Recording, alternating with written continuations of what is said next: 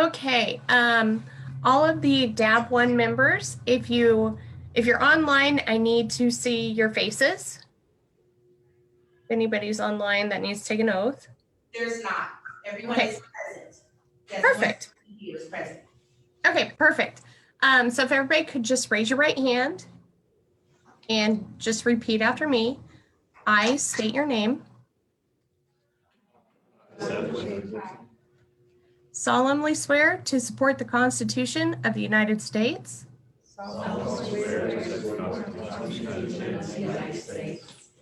And the Constitution of the State of Kansas. And faithfully discharge the duties. Of the District 1 Advisory Board. For the City of Wichita, Kansas, so help me God. All right, perfect. So what I'm going to do is I'm going to mail you guys a packet. You got it last year if you were on the board last year. And there's 2 papers that you'll sign. You'll sign your oath and your acceptance letter. And then you'll mail them back to me in your self-addressed stamped envelope that I'll include with it. All right, thank you for your time, Jamie. All right, thank you. Have a good meeting, you guys.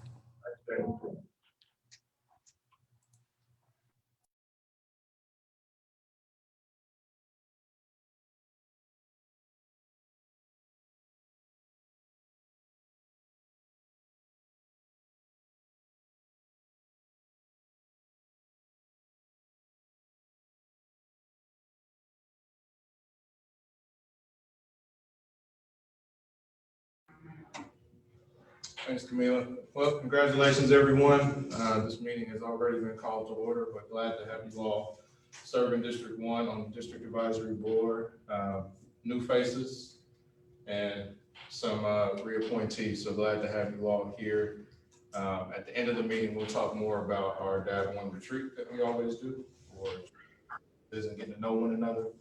And then also some discussion that day. We can make a decision about the chair and pro tem of the meeting. As you all know, Aaron Mays did term out and he was chairing the meeting. So we'll allow you all an opportunity to talk amongst each other and see who wants to chair the meeting and be pro tem.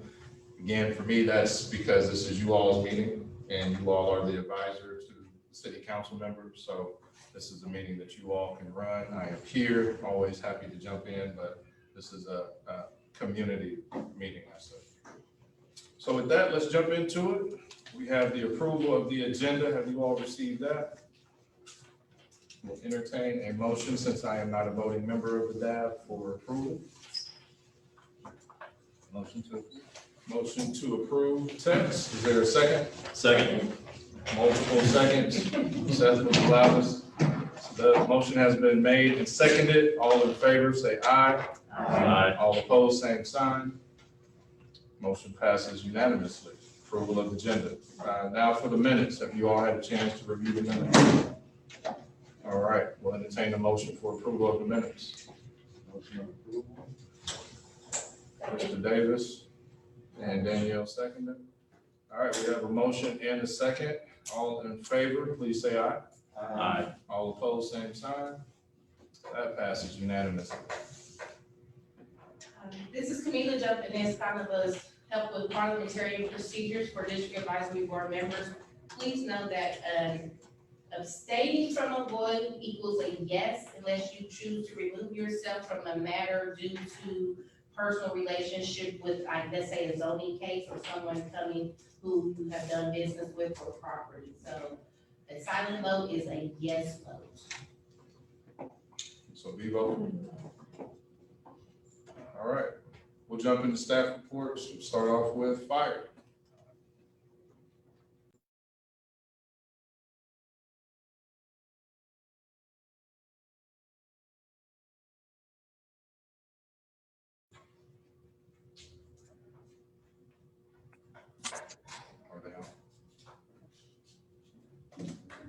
Hi, is anyone here from the fire department?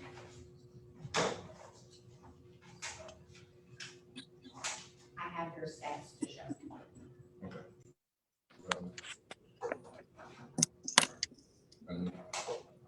All right, we will have fire report out towards the end of the staff reports. We'll jump to police. I'm Officer Grinley with Patrol North. So in the last month, we had a food drive there at Atwater. The officer that went out there with that said that there was between 100 and 150 cars. We noticed that they're at the YMCA there on K96 and Woodlawn, that we had a lot of break-ins at the, people were there working out at the YMCA. So we went up there and ended up identifying one person who was looked very suspicious. He was walking around the parking lot, would go and check a door handle. Someone would come outside. He'd run back to his car.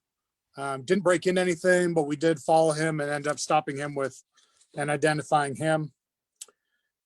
We've also added a new team for our violent crimes task force.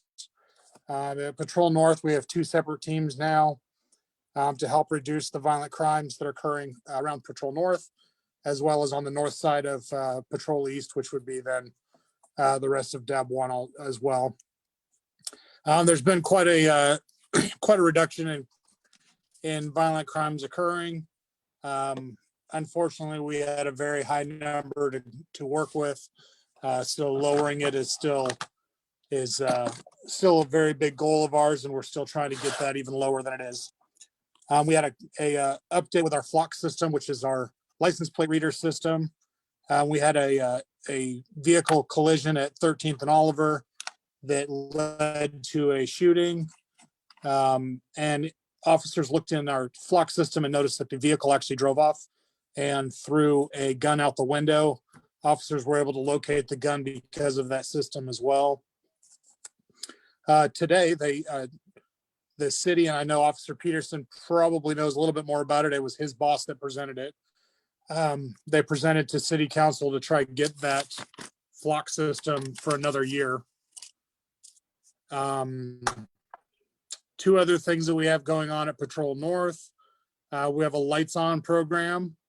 Those are for vehicles that have a headlight out or handed out 100 basically fix-it tickets, but it's also a voucher so that they can get their lights fixed on their vehicles for free. And then we also have a car seat program there at Atwater that for those families that receive citations for not having a car seat for their children. We do have car seats that have been donated for us to give them so that they don't continue to keep getting citations for that. That is about all I have. I'm Officer Peterson out of Patrol East Community Policing. I'm assigned to 33 beat, which is kind of the Harry and Oliver area. To piggyback a little bit on what Officer Grinley was talking about with crime stats, I pulled the last 30 days, and then for comparison, pulled the last 30 days from this same time period last year.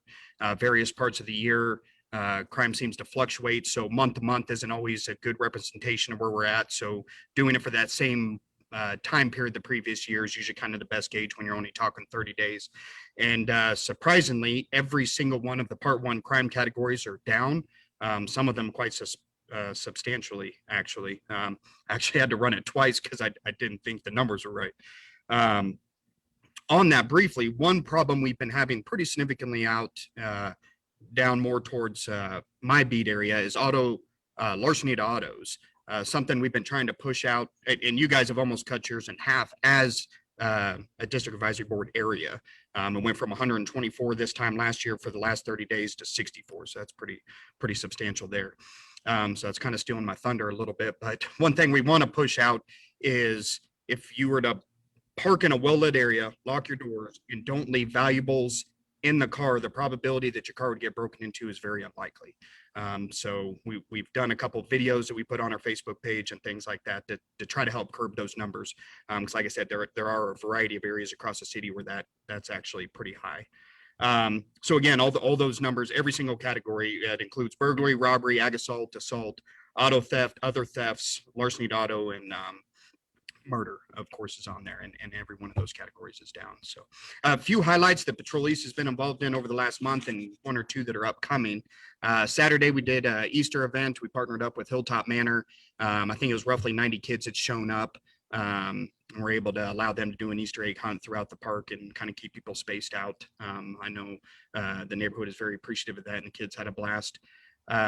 East High every year does an Aces in the Community event where they get anywhere from 1,000 to 1,500 students participate.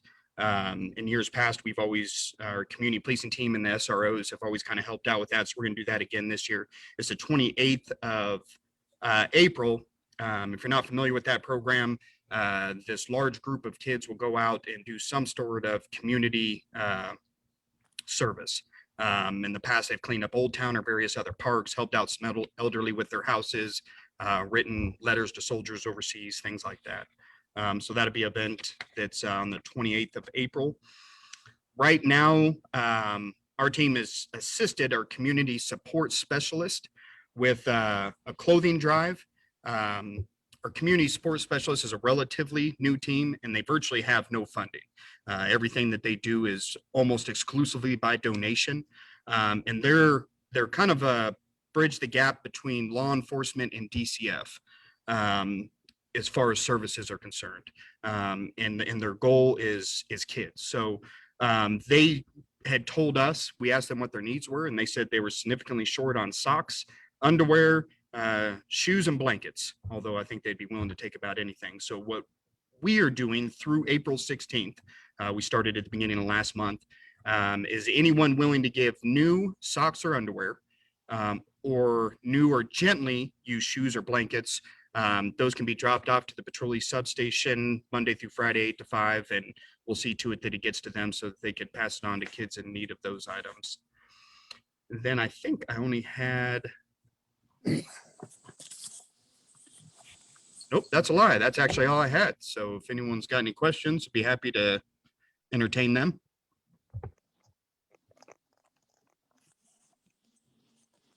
Before actually start, can you hear her, Officer Peterson? Just, we're testing out some new mics. Can you hear us? I can. It's a little rough, but go ahead. My question is about the significantly decrease in the crimes. Do you have any ideas why that's so surprising? Unfortunately, and we're supposed to be, I think, kind of delicate with some of this, but unfortunately, the trend that we've been noticing recently is violent crimes up. That's not a shock. Out east, and especially down in my area of 33 beat, auto larcenies are incredibly high right now. Many of the other larcenies are up a little bit, and then, like I said, violent crime is just been up as a whole. There's a variety of reasons I think that that's happening, but it just surprised me that as far as it was a few months ago that I had to pull numbers. It's not very often I have to do it for an entire advisory board. And the last time I did it for Patrol South, they were roughly the same or higher in most categories. So, I mean, like I said, a lot of these numbers are down very substantially. That's why it surprised me so much. Many parts of the city are seeing an increase in auto larcenies. These are down almost 50%. General thefts look like they're down roughly 10%. Auto thefts are down, math isn't my strong suit, but I'm going to say 15, 20%. And then I talked about violent crime being up. Your aggravated assaults, for example, the same 30-day period last year was 58, and now we're at 47. So cut it down by 11. It just doesn't seem to be the theme that other areas in town might be seeing. And it's also possible, obviously, within the advisory board that even though the numbers as a whole are down, there could be hot spots where individual beats or portions of beats are seeing significant increases, but maybe many of those other areas have seen decreases, and you're getting the offset there. Did that answer the question? So the reason why you think that they're significantly down, you're not able to share that, is that what you said? I'm sorry, can you ask again? The reason why they're significantly down is why you think you said you kind of have to be quiet about that? No, I was being a little bit facetious, but you know, as a police department, you don't want to come out and say, "Hey, crime's out of control and violent crime's through the roof." And no, it was mostly towards violent crime. And obviously the department's done a number of things to address violent crime. Officer Grinley noted one of the latest ones, and that's that we've added resources to our community response teams out in the field. Patrol East Bureau, like every other bureau, has also gotten some additional bodies to augment what we already had on the street, to try to curb some of that violence. I haven't been to some of your last meetings, so I don't know if anyone's talked about our NIBIN program, but in short, that's basically every time a gun is fired and the shell casing is extracted from the gun, it essentially, those extraction marks are a fingerprint. So there's now a new national database system, very similar to APHIS for fingerprints, that we can take these rounds and then associate them to guns. That's been very helpful for us to link guns to various incidents. And where that's been very helpful is if we can see that the same gun's been associated to 4 incidents, and maybe one of those 4 incidents had no solvability factors, but the other 3 all had minimal solvability factors, were independent of that individual incident, we wouldn't have been able to solve it. But now being able to know that these incidents are related that we otherwise didn't know except through NIBIN, it's now created a chargeable case. And then there's also been some talk this summer. I know it's going to happen in one way or another, well outside of my pay grade, how it ends up being developed, but there will be some form of a task force, and I'm using that term very loosely, to address violent crime like they did a couple summers ago. It was an assignment that was known as Triple Beam, where a variety of different departments had gotten together. Federal agencies worked in cooperation with the Wichita Police Department to try to help curb some of the violent crime sort of things. So, Thank you. yeah, you're welcome. I have a question as well. My question is about the violent crimes task force. I'm just wondering what exactly does that task force do differently than regular patrol? And how are they helping to reduce crime? So unfortunately, something that we found and we're in the process of fixing is the city of Wichita has grown significantly over the last 10 to 20 years, and our police department hasn't. And again, that problem is being rectified as we speak. We're running back-to-back classes. We're having some of the most amount of new recruits in these classes that we've ever seen. But when you have a city that's growing, call load will have a tendency to grow with that. Doesn't necessarily make your city more violent necessarily, but with more people, call load is going to go up. And with a limited number of officers, comparatively speaking, the ability for officers to go out and do some of the crime prevention, whether it's through education, whether it's building relationships and getting to know some of our apartment complex managers, programs in schools, and then of course directed enforcement efforts on known targeted offenders or violent offenders, our ability to do that is significantly reduced. So in order to having this task force dedicates resources to do just that. They're very their mission is very narrowed. They don't have to worry about the radio and answering 911 calls, which gives them the ability to do all of those other things. And a huge part of that is NIBIN came about roughly during that time period. And that's been an amazing investigative tool when it comes to gun violence. Also with that, we have the ability to work with the feds. We do it pretty routinely, but during that operation, and I'm using feds, it could be DEA or marshals or ATF. I think ATF is who we worked most closely with last time. Because of this assignment, then they would dedicate individuals to this, which was very helpful. You know, normally they've got their own things to do. And so, yes, there's open communication there, but not near as effective when you have dedicated personnel to that assignment. Thank you. Yes. Any other questions from the dad? One last question. And this might, you may be able to answer this later, but last month's meeting, I think it was Lieutenant Slaughter was talking about, or you shared that you were going to share something about the 3-month trial data that was collected from the block cameras, and I didn't know if those demographics were available. So my follow-up would be with this. Did you hear, you haven't heard Slaughter's presentation yet to the council, have you? for the block camera. So that will be shared when that presentation goes to the council. So we're just ahead of the question, and then that'll become all public knowledge when that presentation goes, because Patrol North just said that they're gonna ask for an extended year of that. So that contract approval is up tomorrow at the council meeting, It's item number 6. Oh, yeah, sorry, I got the days wrong. It is tomorrow's, not today's. So with that flock system, again, this is Officer Grinley for Patrol North.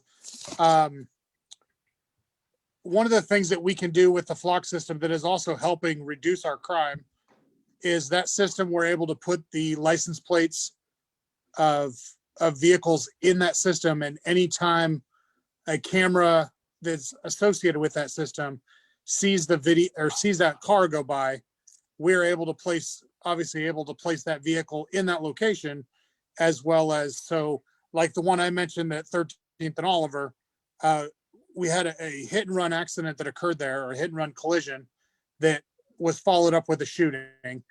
The vehicle drove off, and the camera system actually showed the vehicle, somebody throwing the gun out the window. But once officers were able to get on scene, they were able to get a license plate number from somebody that was there, put it in the system, and then start looking through the system to find where that vehicle was, and actually see the vehicle driving away and see the gun being thrown from the vehicle. That actually has been working with a lot of the crimes that have occurred. We're able to see where the vehicles are at. So yes, we're catching stolen vehicles because those get put in the system, but other violent crimes that are occurring, we're able to put that license plate in the system, and then it goes, excuse me, and then officers are able to search the system to find that specific vehicle and where it spends most of its time, and where it was going before and after the collision, or before and after the crime. Question. Okay, so 2 questions. So the license tag reader is no longer being used just for stolen vehicles. It's being used for any type of quote unquote crime. For violent crimes, yes. Okay.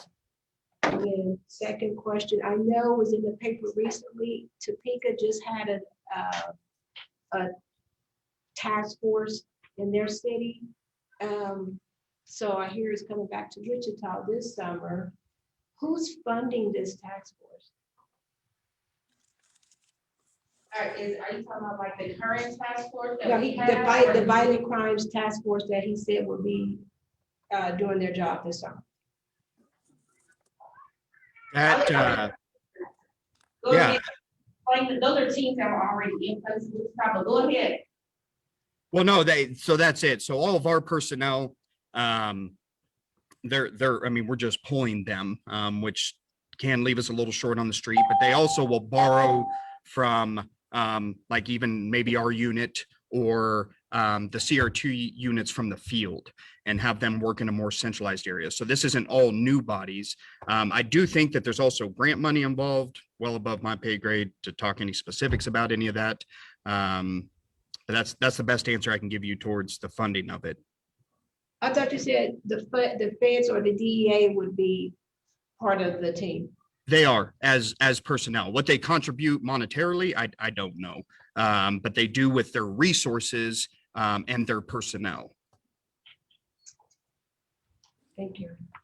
City of Wichita recently entered into, I think we did a Facebook Live about this 3 or 4 weeks ago, task force with the DEA, ATF, Department of Justice, and there's one more I can't remember.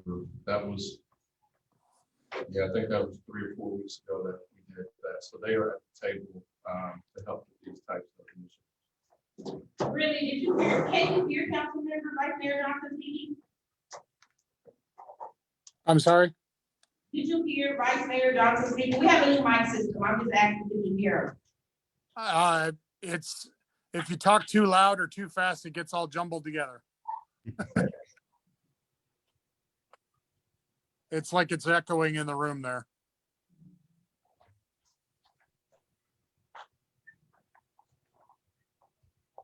All right. Any other questions? I'm just curious, whenever we have a federal task force like that,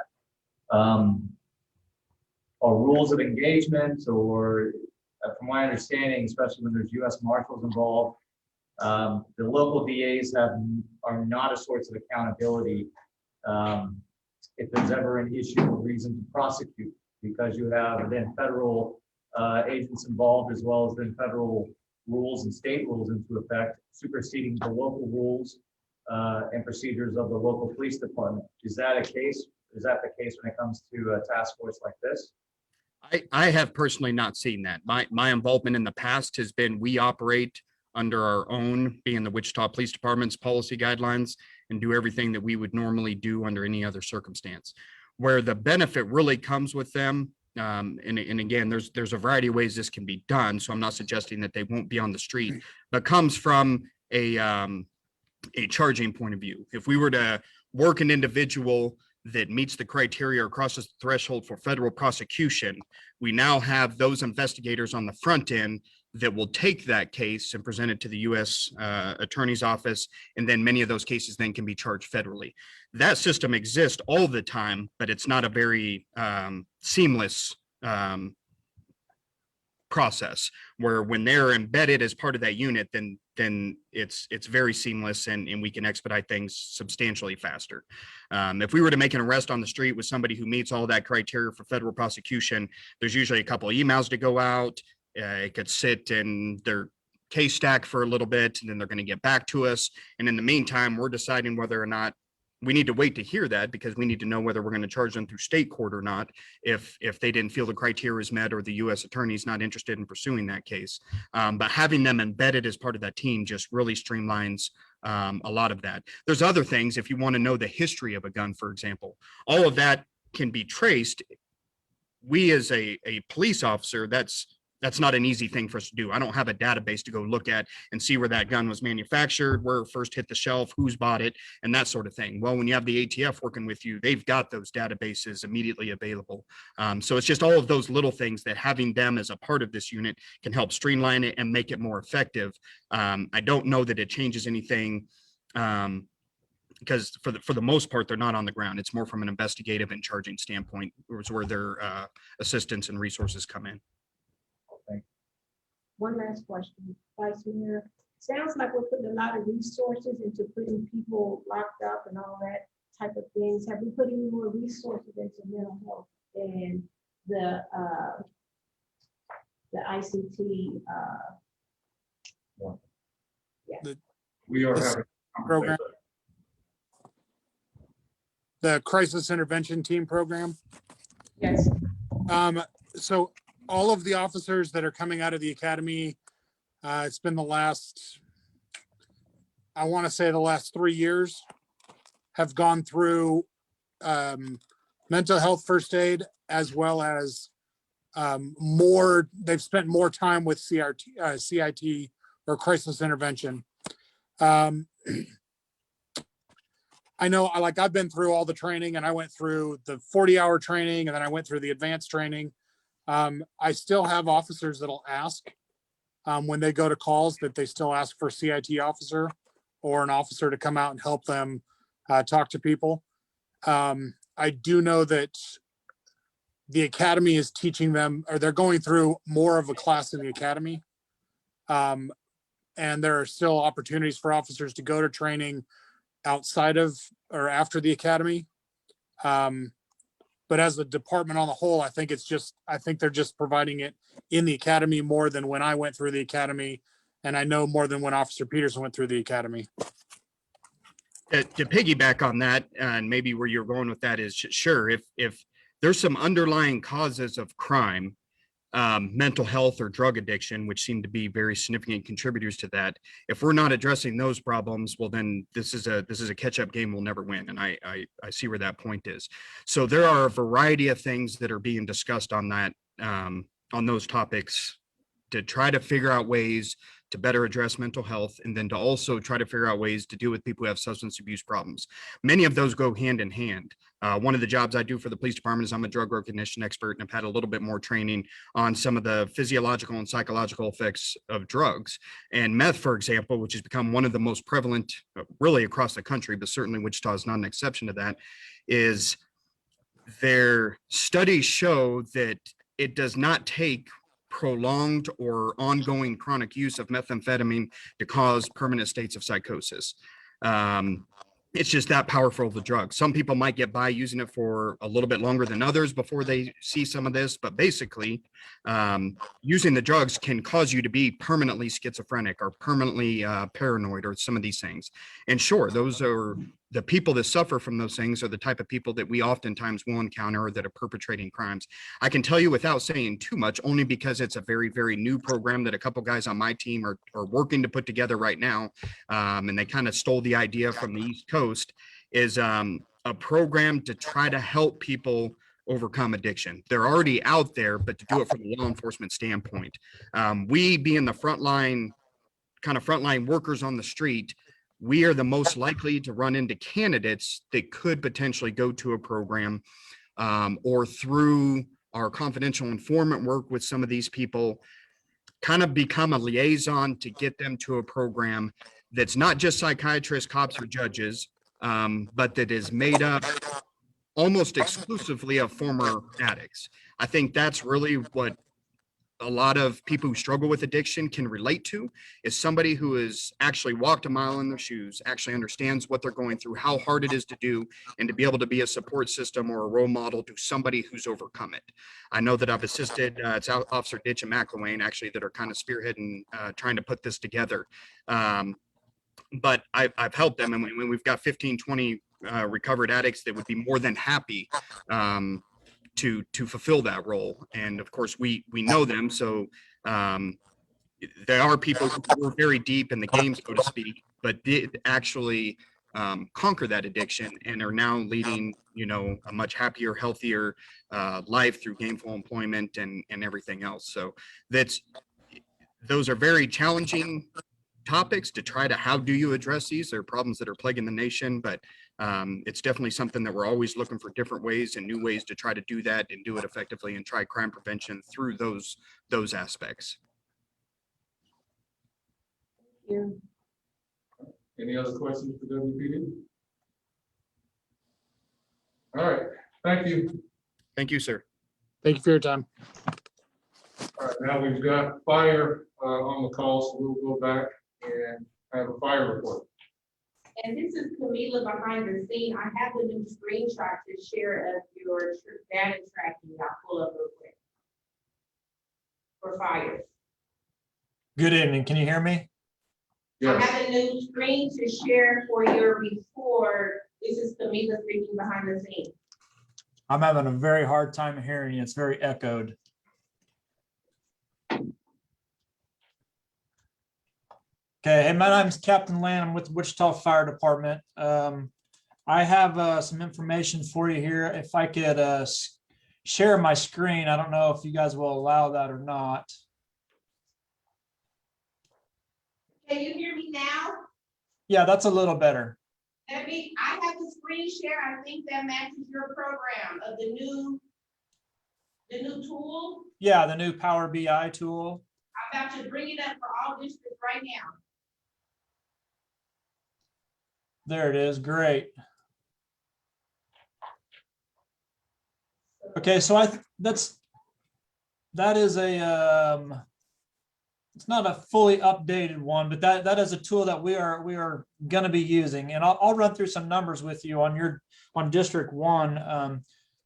We went to 43 fire alarms in your district, and basically the fire alarms, they are anything that has a structure fire or fire on a mobile property is fixed, mobile property, a vehicle, a natural vegetation, an outside brush fire, a special rubbish fire, or like a cultivated crop fire. So 43 of those in your district last month.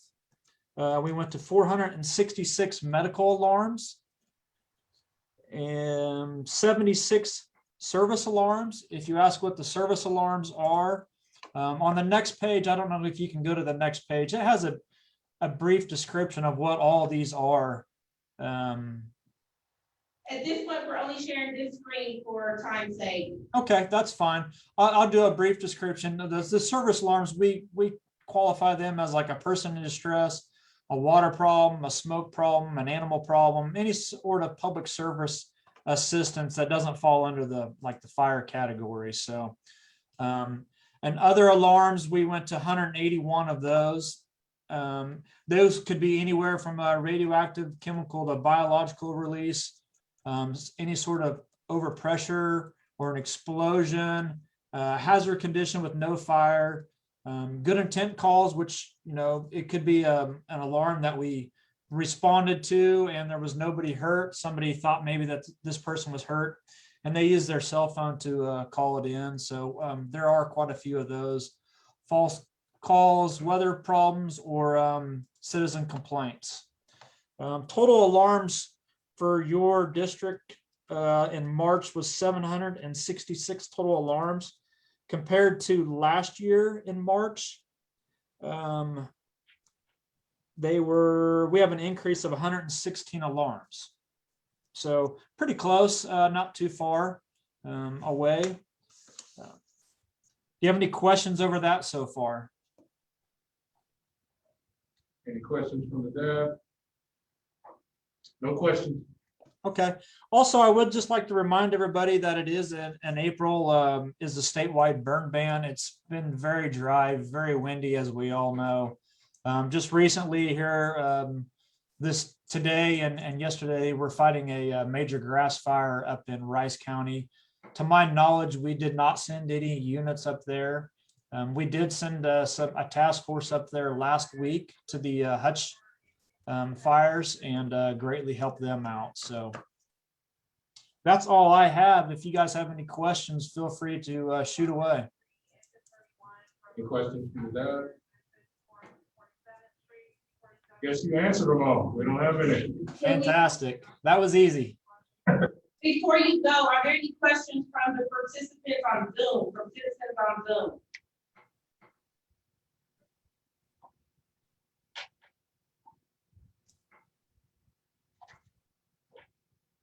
Just kind of gave them a moment to unmute. If there any questions for fire from anyone on Zoom?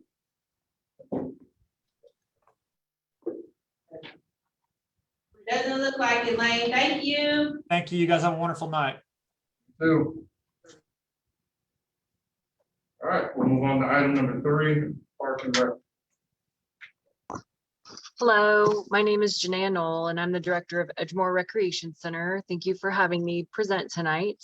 I'm going to present on behalf of my recreation center, Linwood, Lynette Woodard, and McAdams. We've got a busy time going on right now in the spring. We started our summer camp registrations. The Summer Discovery is held at both Edgemore and Linwood. It's a 9-week program. It's held between the dates of June 1st through July 30th. It's $115 a week. We go on a field trip a week and we swim twice a week.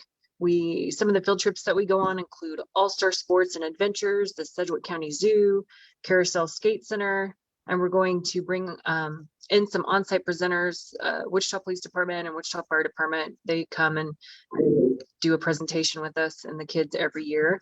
So we are thankful for that partnership. Let's see what else. But anyhow, those are both at Linwood and Edgemore. So if you know anybody that wants to sign their kids up this summer, please send them our way. That's for ages 6 to 12. There is summer activity camp at both Lynette Woodard and McAdams Recreation Center. It's the same time frame, except Lynette Woodard starts a week later, June 7th. They both end July 30th. Their program is a little less expensive than ours. They go on with field trip a week and swim once a week, so they do a little bit less. And the time frame for theirs, Summer Discovery actually runs from 7 a.m. to 6 p.m., so it's geared more towards the working parent. Summer activity camp is a partial day camp. It's McAdams, it's from 10 to 5, I think, and at Lynette Woodard, it's from 12 to 5, I believe. But they do have scholarships available thanks to the CSBG scholarships that the housing department has provided for us. We are very grateful for them. they've provided some for the Summer of Discovery sites as well. Things going on at my recreation center, Edgemore. I was able to go and watch the splash pad that they have completed. They fired up the water today, so it's working. It's pretty exciting. There is a video of it on our Wichita Park and Recreation Facebook page if you want to check it out. There hasn't been water running, as Brian said, the aquatics manager, for many years at Edgemore. So it's pretty exciting to have that up and running. Hopefully by Memorial Day, I believe, is when they open. We offered a Kids Connection camp during spring break when the kids were out of school back the week of like March 22nd through the 26th. I had 14 kids, an average of 14 kids per day, and then staff that led the kids through craft activities, indoor and outdoor play, but they had a good time. Parents were grateful for the opportunity to get their kids out of the house and participate. I also had a busy month of gym rentals in March. The gym was rented 28 out of 31 days. The gym rentals consisted of pickleball, basketball, and volleyball teams, and it resulted in just over $1,300 of revenue. Linwood has, speaking of rentals, they have landed another long-term basketball rental. They've committed to renting the gym on Tuesdays, Thursdays, and Fridays from 5:30 to 7:30 through April and May. She said it, Lisa's the director there, it nets about $150 a week in revenue, and it provides a valuable indoor space for basketball players and coaches. Gym spaces seem to be at they're at a low right now. There's not a lot of gyms available. So we've been working hard to accommodate the rentals when we can. Linwood is also providing some outdoor recreation programming in the Linwood community, which is going to be archery, horseshoes, and croquet classes. They are going to be offered this spring, which we did start spring classes just last week. They are offered in large open spaces out there in her park, and they've been very popular due to the COVID-19 pandemic. Lynette Woodard has been busy with rentals as well. Angela is the director there, and she saw they're steadily increasing. She said there were 29 gym rentals in March, which accounted for $1,500 in revenue, versus in February there were 23 gym rentals, which accounted just for over $1,200 in revenue. The attendance has also increased, she said, to 1,425 participants, whereas in February there was just over 1,000, due in part because we increased our COVID-19, or we increased the capacity a little bit of our gym rentals. They're also offering spring classes. They're going strong with over 65% of her classes that are successfully being held. She had 6 classes that are completely full with the maximum number of registrants. Those include Japanese swordsmanship, basketball youth clinic, junior climbers, and boxing basics for youth. There are 6 other classes, she said, with 1 to 2 spots that are left that are open. And then McAdams is hosting its first 3-on-3 basketball tournament on May the 8th. There are still spots available for teams that would want to register. You can contact Corey at McAdams. If you need that phone number, I'd be happy to give it to you.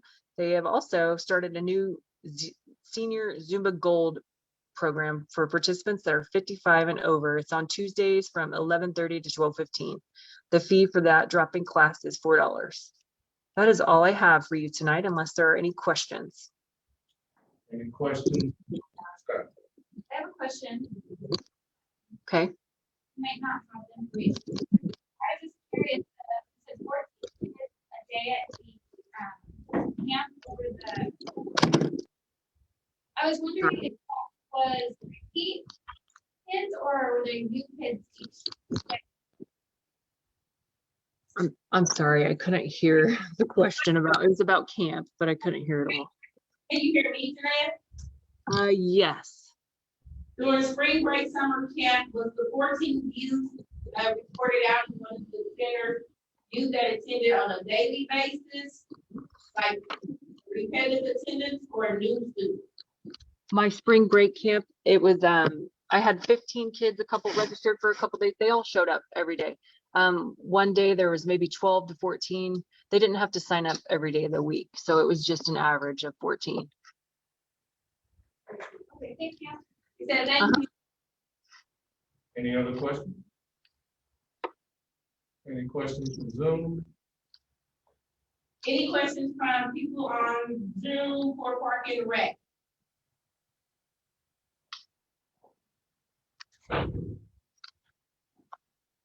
All right, seeing none, we will move on to item number 4, public library.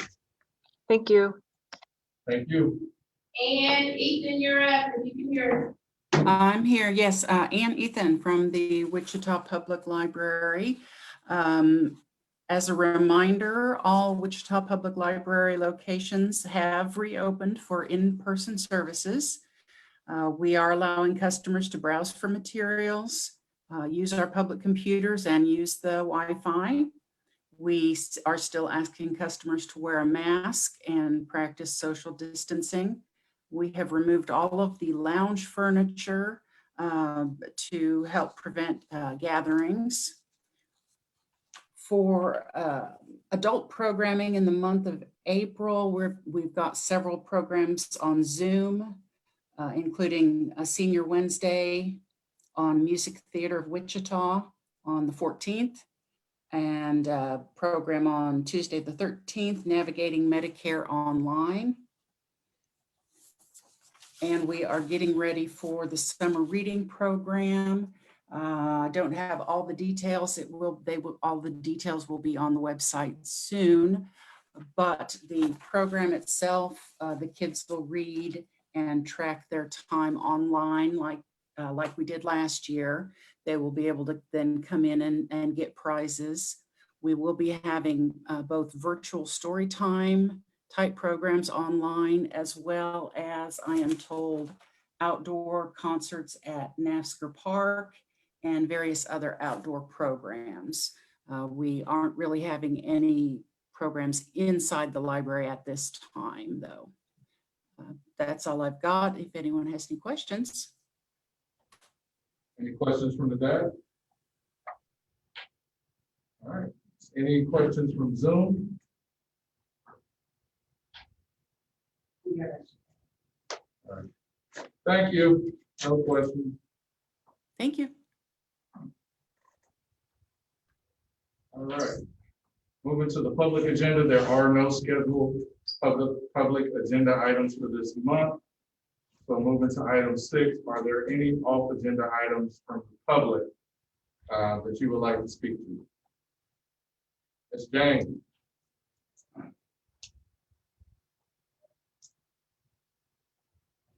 You have to unmute, Ms. Jane. Still muted. Her reaction is so cute. You mean it gets better? There we go. You know, I have been following transportation issues for kind of a lot of years. I'm grateful that I'm the District 1 appointee to serve on the Bike Ped Advisory Board, and I also belong to help start another group interested in walkability and bikeability. I've been hearing the term transportation equity and transportation justice lately. I want to point out that I read in the newspaper this morning that we've had 6 pedestrian deaths in Wichita, Kansas this year. That's as many as all of last year. 6 pedestrians were killed by motorists, plus at least 1 bicyclist. That frightens me.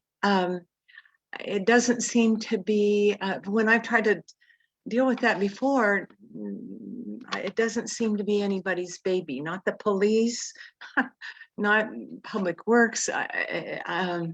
Nobody seems to have a concerted concern about that. Well, except for me.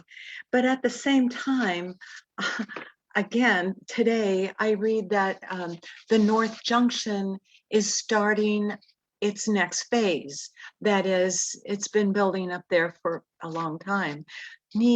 I can't remember the last time I went through the North Junction, but this phase cost $36 million. Just this phase. It'll be finished in 2023, or projected to be finished. $36 million, and that's paid for by Kansas, the Department of Transportation, which spends more than the gas tax, federal and state. Transport highways are also funded by the general fund, which, you know, spreads out education funding and public safety and the other work that it's supposed to do. But also by Wichita and by the county of Sedgwick. You know, Wichita has declined to spend the effort or the money to even paint crosswalks in front of elementary schools, high schools. The basic safety measures for pedestrians do not seem to be in place. I beg your concern over that. $36 million for a highway that's gonna be good until 2050, but nothing for our school children and seniors and handicapped and other people who are not in cars. That's about a third of Kansans. So thanks for listening. Have I said this before? Am I repeating myself? I am concerned about the safety of folks outside of cars. 6 deaths, 7, including the bicyclist. This is just April. What's it going to be in December? Can we spend some money to make streets safer in our wonderful town? Thank you for listening. Those were rhetorical questions, huh? Nobody's answering. Jane, this is Danielle. I definitely share those same concerns that you hold as well. Thank you, Danielle. It's scary, and I thank you. That's 2 of us who are worried. Thank you. Thanks, Jane. Thank you. You do have one question, Seth. So this is along with what Jane was talking about. Can you report poorly marked crossings the way you would report like a pothole? As your community service rep, I can say yes, you can turn them in and they have literally a listing of crosswalks to go repaint within certain time zones and the budget. So like they don't paint like during certain temperatures of the year. And there is a listing through Public Works. So like if things are, You know, that's one of the issues that I have. It's a by request only. It's not a sustained or systemic safety program. It's one at a time, one crosswalk, and then maybe another crosswalk. Their safety does not seem to be a concern for the 1/3 of folks who do not drive. So that's children and plenty of seniors and plenty of handicaps. Oh, tourists. Some people just choose not to, but during this pandemic, there are plenty of folks who can't put gas in their car or buy a tire. There are plenty of folks who do not drive, who will never use that $36 million part of that highway. Thank you for listening. Thanks again. Yes, here's the Public Works and then we'll put it within their parameters. I can't speak on behalf. Actually, we do have Gary Jansen. Gary, if you want to unmute and chime in here, you can. But Camila, I'm happy to actually, since you asked, a couple things I might mention. I have an item that I'm presenting to City Council tomorrow within our CIP. City of Wichita and USD 259 have a joint agreement annually to contribute $100,000, so that's $50,000 each, towards improvements around schools. So we work closely. My staff meets with USD 259 staff monthly. Over the last several years with this program, we have updated crosswalk striping. We've made sidewalk improvements. We've made signalization and signage improvements. And these are as agreed to between City of Wichita and the school district. And I think it's been really something neat that we did not have before, and we're doing the best that we can. As everybody knows, there's an infinite number of things infrastructure-wise that need to be done across the city every day, but we've still got finite resources to deal with. As we go through developing the new capital improvement program, that's something that we talk to the council members about, and where the priorities should be. So, contrary to some of the information that's out there, and I've even talked to Jane this myself, but to make the claim that nothing's being done is not true. It may not be being done as much as some people would like, but it's still being done. We do respond if there's questions or concerns in specific areas. I want to make sure people understand it's not like these crosswalks were never striped. Almost all of them were, and there are still pavement markings there, but they do need to be upgraded, and we realize that.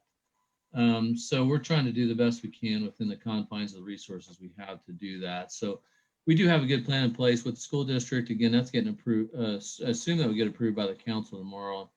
That's a really big step we took forward that I think that's helping. So I might just make one quick comment on the North Junction. So within the next 10 years, there's projected that the North Junction will carry 160,000 vehicles a day, including 16,000 trucks that contribute to a lot of the major commerce and growth of our community. And as everybody knows, with the way the world's going, and with the Amazon facility being built on North Broadway, it's going to be more important all the time.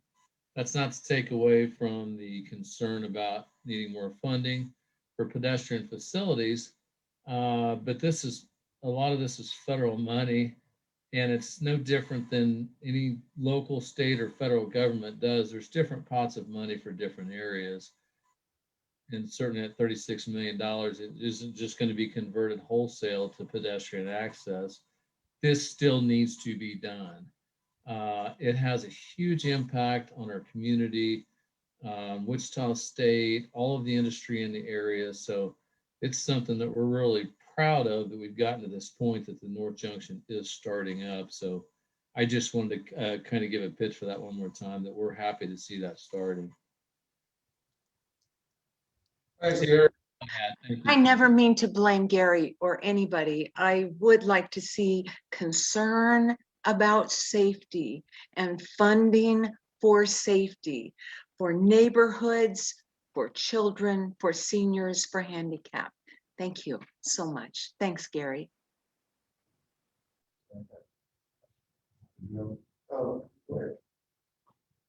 And can I start saying, if you are comfortable, you can drop your mask to pop. Your comfortability, so voice can be heard with our new mic system, do what you need to do. So to continue this conversation, please do what you need to do. I was just gonna say, I can kind of remember at a dad meeting, this was probably pre-pandemic, that there was a group that was going around doing the crosswalks and things. Are they not supposed to do that? It was KU Med Center. Oh, At okay. one point, Right. we partnered with 259 and Public Works, and they had got the permission and purchased the proper paint. Yes. Okay. This point about the increased fatalities, and as far as taking action, it seems a good question to ask, are these taking place, or the majority of them, in a particular district, neighborhood, or part of town? If we just find that out, I mean, if it's spread across the town, that's one thing, but if we have 4 of the 7 in one district, that lets us focus. No, it's my understanding that it's all over the city. 2, according to the newspaper, the Eagle, 2 were investigated by county folks. That is, they were outside of the parameters of Wichita, or they were in Wichita, but serviced by the sheriff, whatever. Anyway, 6 deaths in 3 months, 3 months and change. And the bicyclist, the bicyclist who was hit by a car, and then the woman got out and shot the bicyclist. I don't know what that was about, but.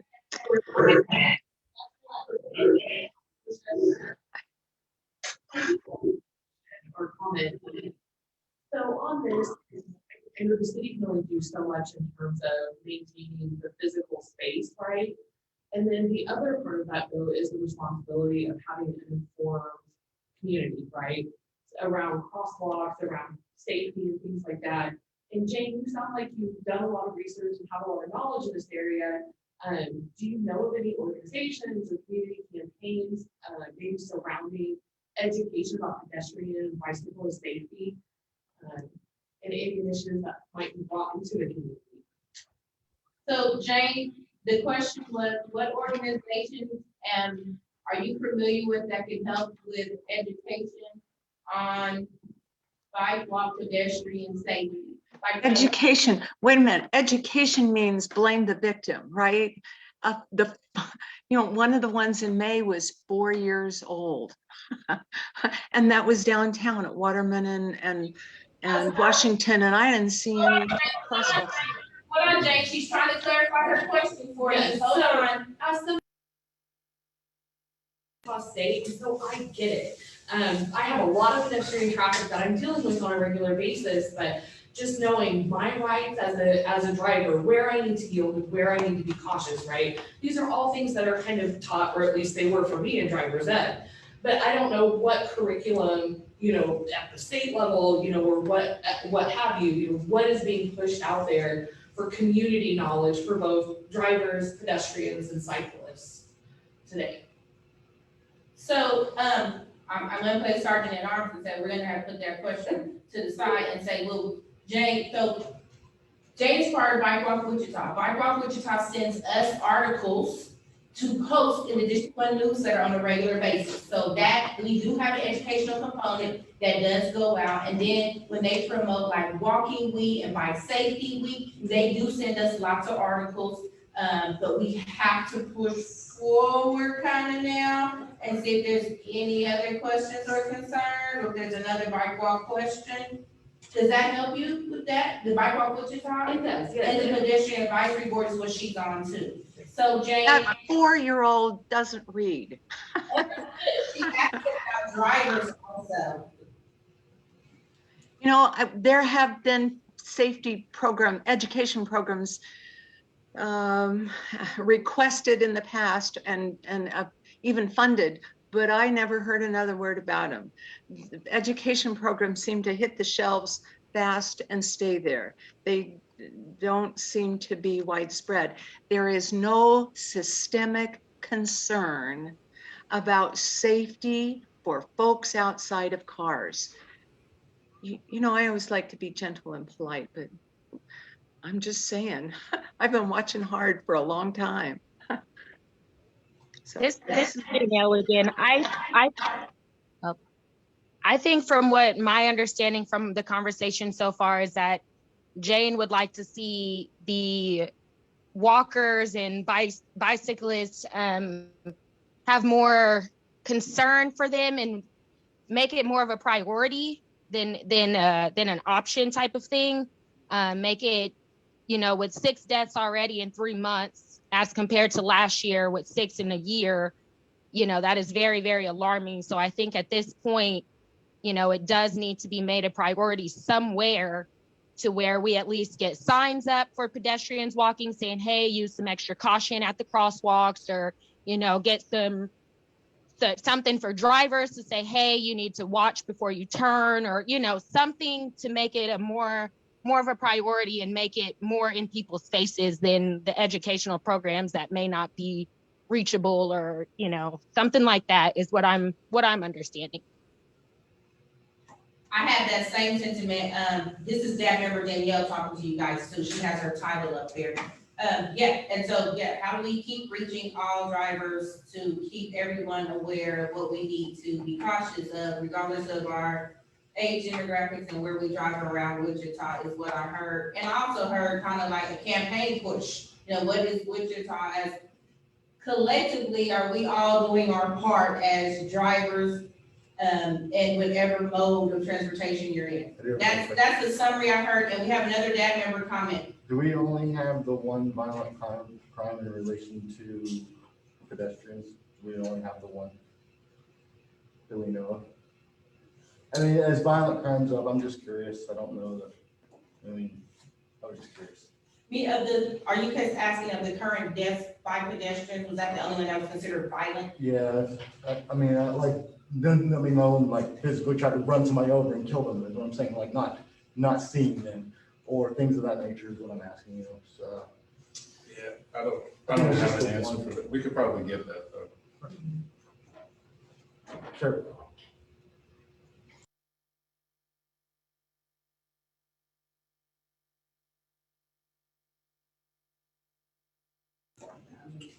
Are there any other off-agenda items? Can I say, Citizen Krista, you're unmuted. Did you want to speak or would you like me to mute you?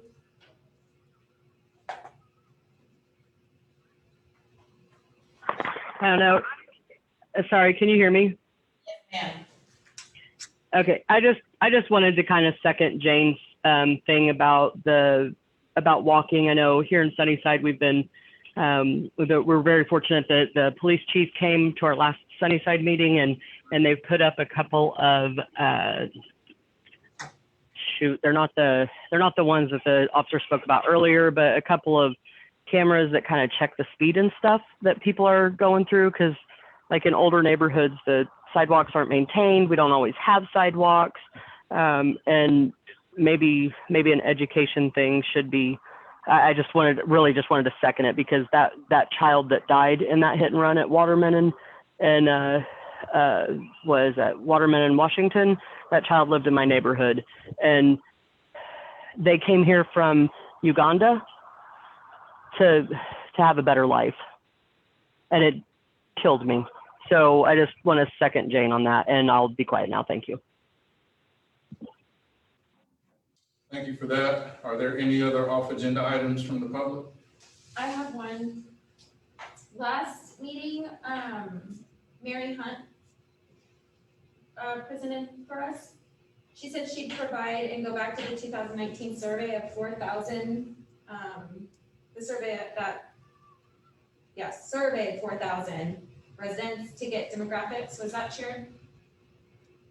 No.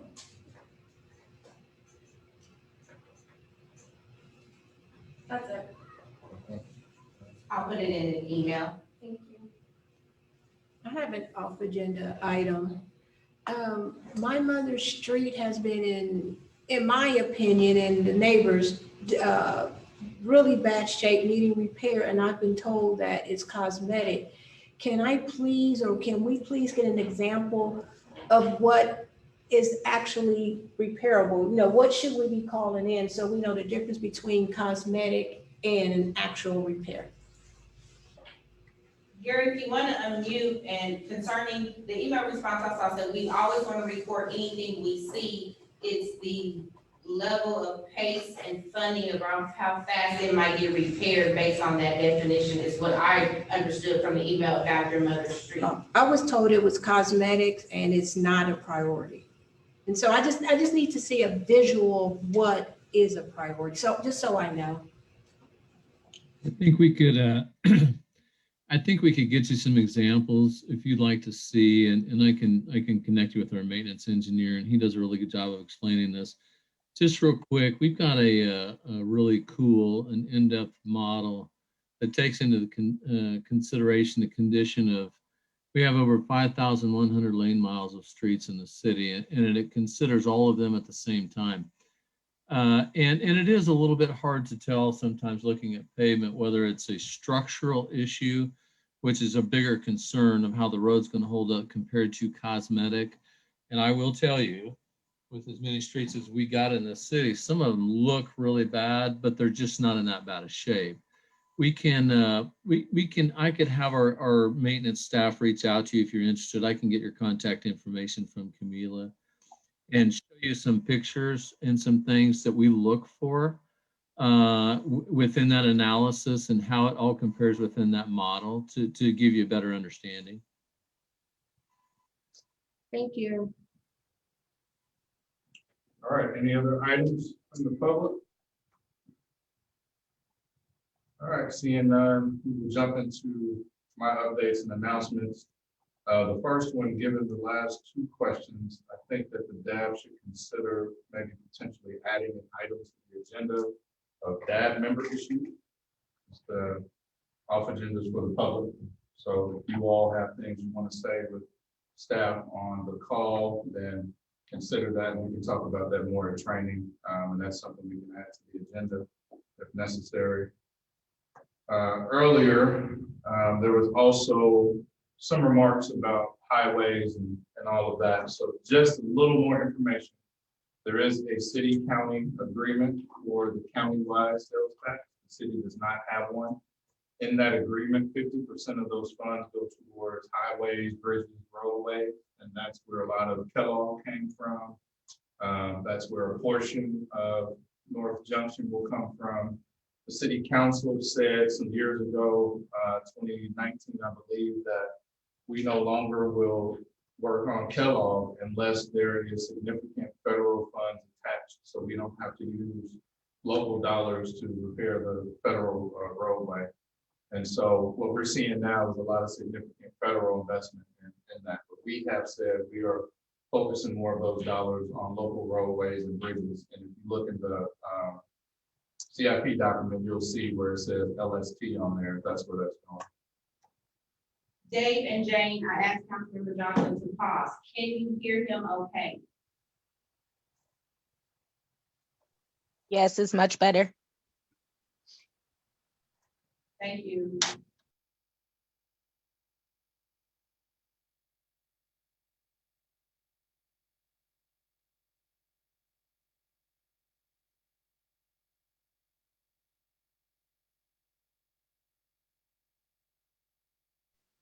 I'm not sure if it's just me, but I can't hear anymore.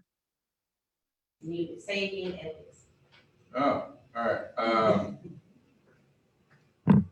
So going back, tonight we are discussing ethics at the end of the meeting, just keeping everybody on track. We will vote as a council on ethics policy in May. So make sure you are giving as much feedback as possible tonight. And throughout that process, after you hear what you hear tonight, we still want to continue to hear your thoughts and ideas. So again, just checking back in with that. Also, budget-wise, we actually will start some budget conversations this Thursday at a council retreat.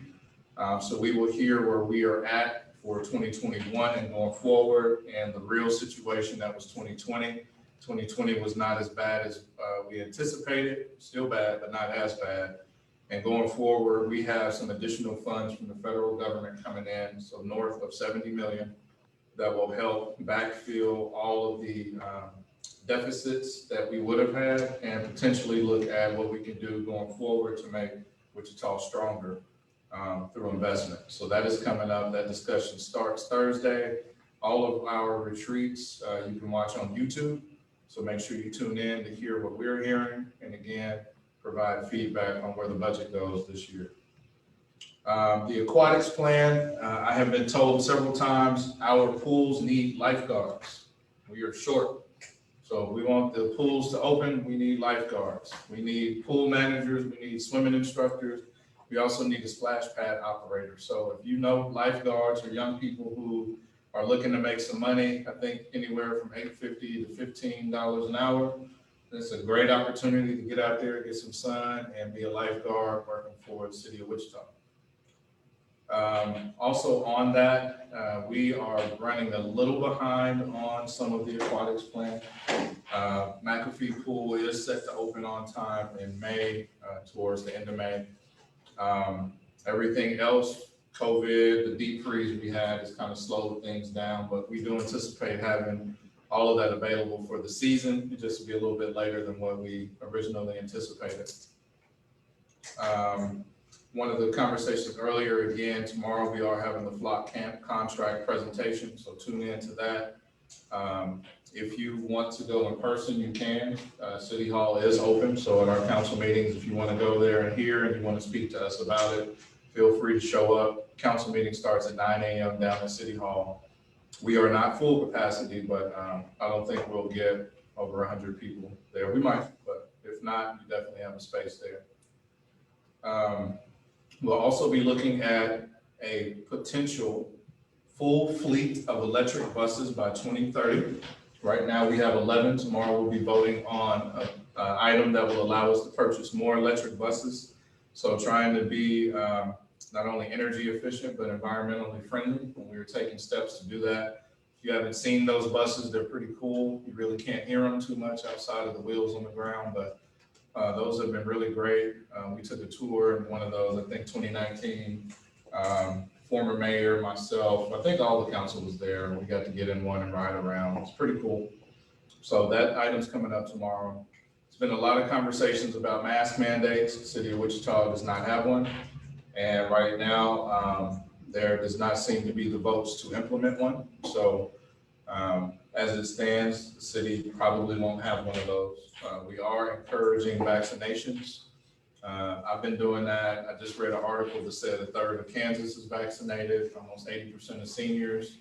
That was a statewide deal. I didn't look at the county numbers or city numbers. I'm hoping that we can get more folks vaccinated, again, to keep folks safe, open up our economy even more. But that is where we're at. So there are no pushes for mask mandates right now. And I'll be responding to all the emails I have about that with that answer pretty soon. And then lastly, we spoke, I think it was last meeting, about the legislation that Representative Finney had proposed in regard to Evergy. It did pass the House and the Senate. The Senate was unanimous. Only 2 people voted against it in the House, so it is now awaiting the governor's signature. And that bill is a great step towards transparency in the process.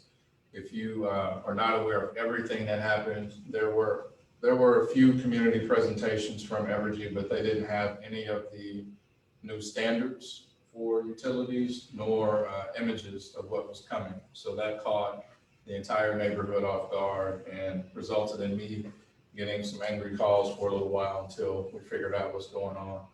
So now with this legislation, what it will do is require Evergy to supply their plans for utility line upgrades, urban transmission line upgrades 6 months in advance.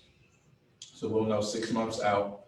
And with that, there will be a required public hearing where a KCC commissioner, the group that has oversight of Evergy, will be in attendance. And we are making that a public meeting, so it'll probably be a district advisory board meeting where video, minutes, and all of that are taken and then shared back with the KCC for that. At this point, once the governor signs it, it's law, it's effective upon the signature. City-wise, I'm working with our legal team on a city ordinance that will guide that process through so we can make sure that it does happen. And Evergy's hope and my hope is that we can get everything, get the feedback from the community and everybody on the same page up front. There is no ability within this law to say no, but there is plenty of opportunity for the public to say no in public meetings, and the KCC would be aware of that. So that did happen. I think it got to the governor about a week ago.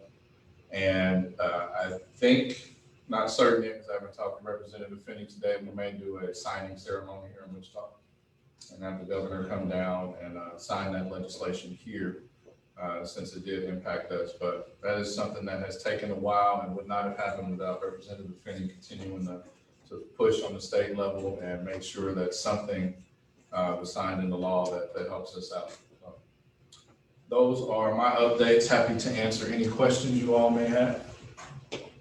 This is Camila submitting, and I would ask that we hold our questions to the update section when we, after the new presentations. So if you could write up your questions down for council member and hold those, because we have 2 different presentations ahead of you and staff on hold. I'm fine with that. All right, make sure you write those questions down, don't forget them. We'll move on to new business. Item number 8, stormwater sewer extension at the southeast corner of 9th and Hillside. So I hear Gary and Sean are on the line. You can unmute yourselves and tell me which form you want me to pull up first when it comes to the PowerPoint. I have the PowerPoint in the Excel spreadsheet to show. I actually have a PowerPoint. Can I share my screen? Sure can. Let's see if this works.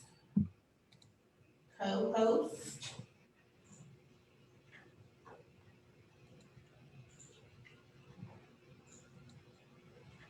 Just made you co-host if you want to try it. So can you see the screen now? Yes. Yep. Okay, perfect. Like Camilla said, my name's Sean Mace. I'm the Chief Design Engineer for the City of Wichita. Project here I'm talking about tonight is the stormwater sewer petition. It's located at the southwest corner of 9th and Hillside.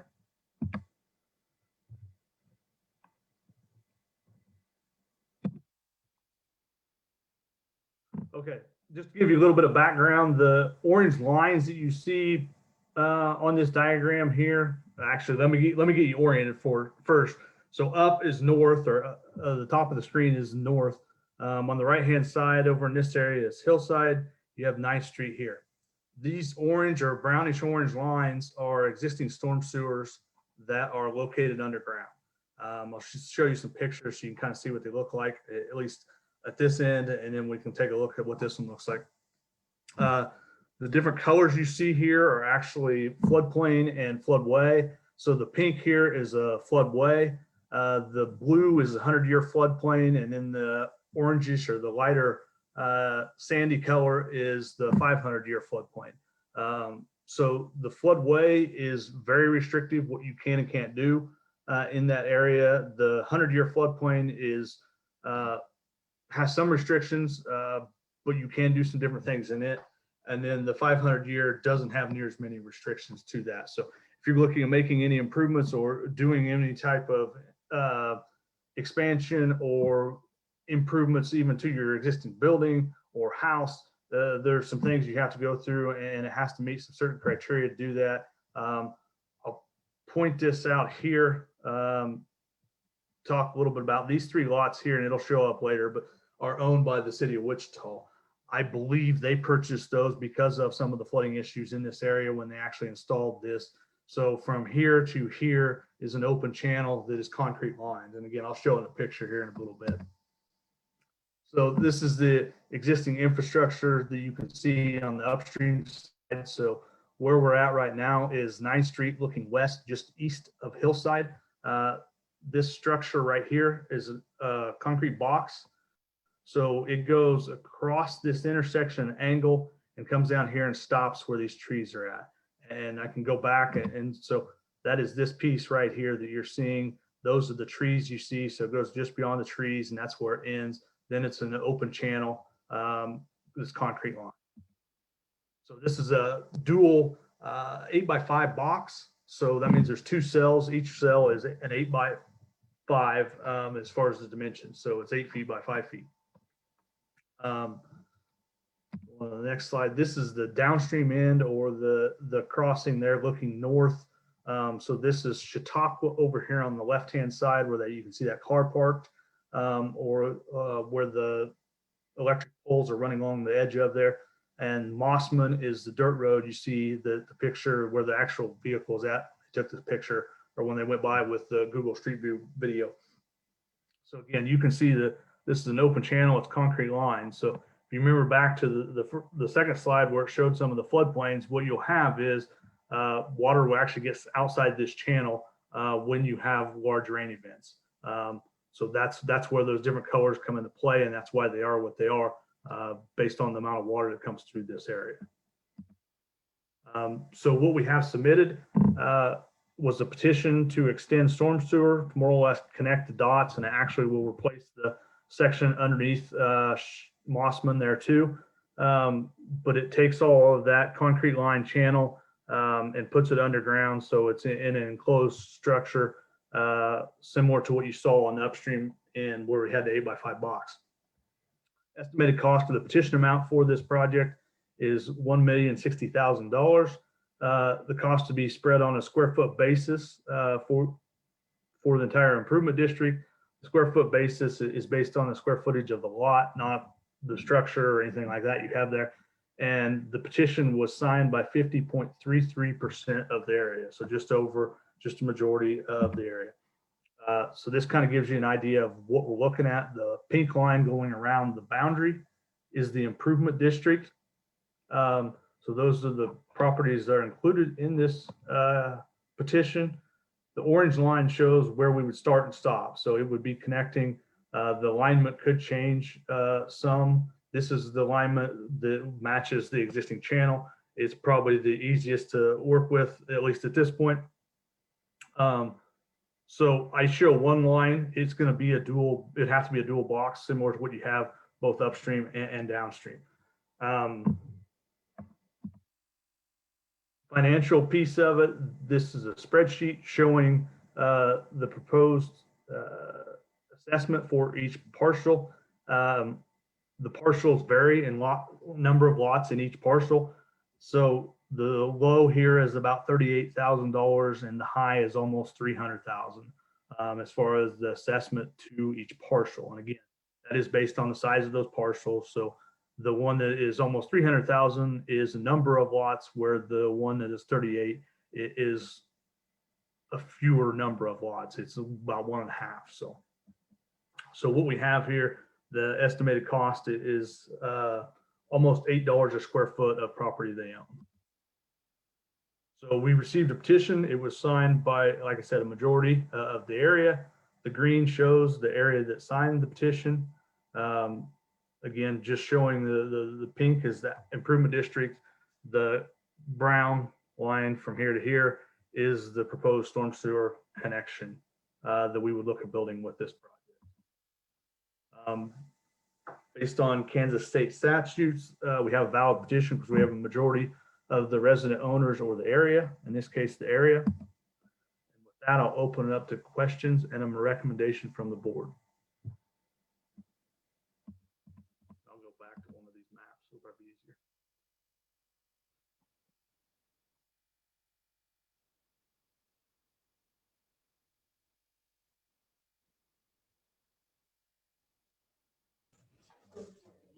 Okay. All right, questions for the data? So the ones that'll be paying the almost $8, is that like property taxes assessed to the homeowner or whoever, homeowners and businesses? Is that what it was saying? Sean, can you hear the question? Yeah, I did. It's a special assessment tax. So it's very similar to your property tax. It's just another component of that. So depending on however you pay your property tax is how you would pay that. Some people, if you just bought the property, can be in escrow. If you've owned the property and everything's paid off, it would just be how you pay your property taxes. I couldn't see the spreadsheet very well. Sean, can you stop screen share so I can share it in a larger setting? Thank you. And I need to admit somebody into the meeting. Let's see, did I get everybody in? I was just curious how many homes or businesses it affects. So Sean, before I share this, is this public information, that spreadsheet? Like their names and addresses? Yeah, you can get that off GIS. So that's where I got it. So it is readily available information that anybody goes on the city or the county's GIS system can pick up. Just wondering if I need to hide a column or not. Thank you. It's coming up here just so I can show the entire spreadsheet that was sent out to look at. And might have to do one light, but here is the property owner assessment. That was the one, okay, or you can flip which one. So They're the same. So in a larger view, this is the assessment and the column estimated and annual. Here's the annual. But These are the petition signers. Sean, are these people who signed the petition or just the cost that would be for everyone in general? This is everybody in the improvement district. Just because somebody signed it, that doesn't mean they're paying for 100% of it. It's based on majority, and everybody that's included in the improvement district pays for the improvement.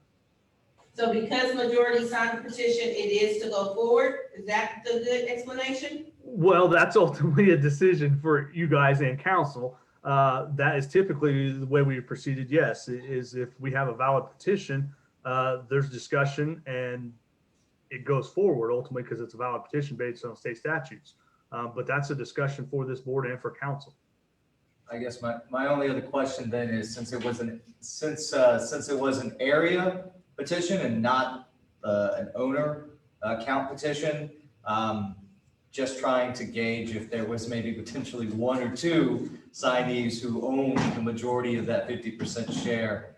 That would be my only question on that, to clarify.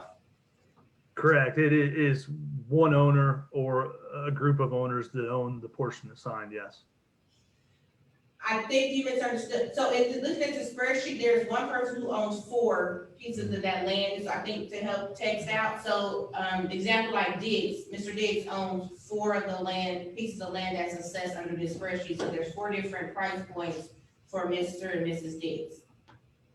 Is that what you were getting at? Yeah, just trying to figure out, because if it was majority of the people living there all saying, hey, increase my property tax, assess me so that we can get this taken care of, that's a lot clearer than maybe just one property owner versus all the other. And the city has 2 on this spreadsheet. Okay.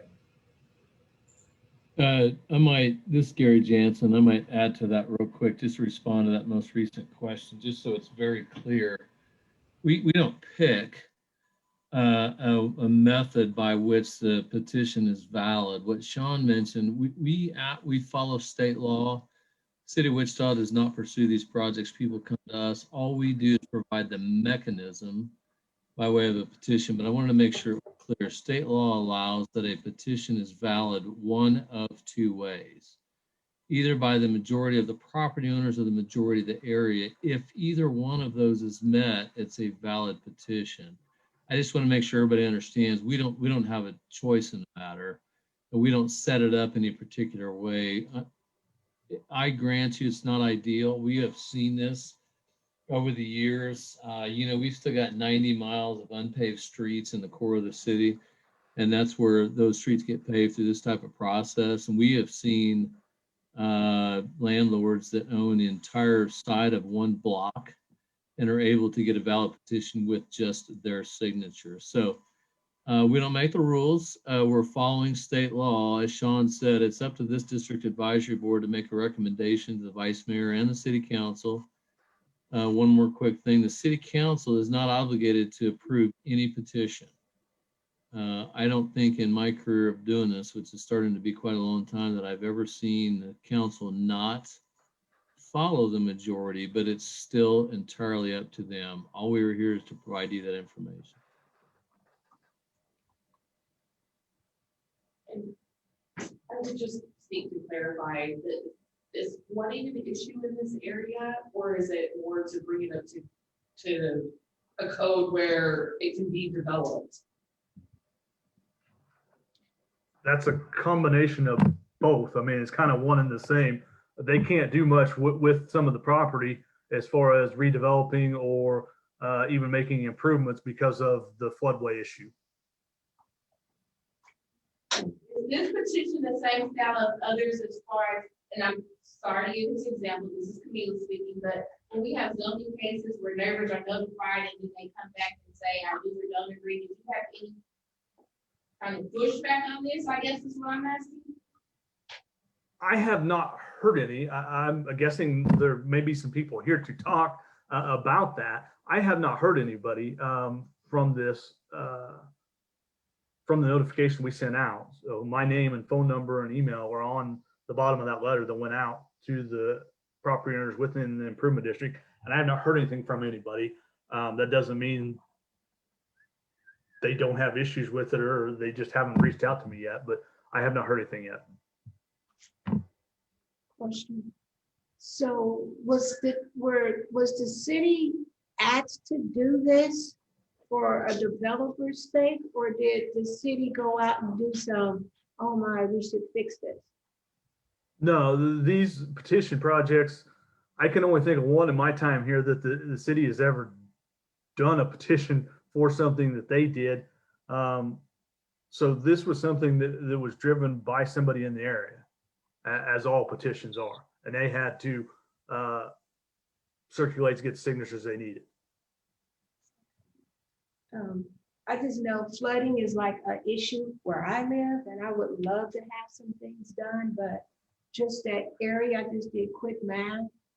Somebody's special assessment is gonna be like $333 a month to get that. Am I reading $4,000? Yeah, it's a lot, and it looks like it's one owner for the most part. Oh, well, I can't tell if Diggs is in there or what. And then this amount is not in addition to what their typical tax bill would be. Yeah, this is a Yeah. special. Oh, yeah. Are all of those businesses, again, my eyes, I can't.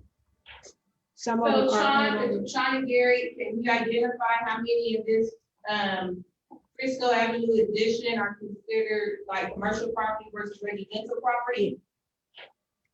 I would say the stuff that fronts on Hillside and 9th Street are more than likely commercial.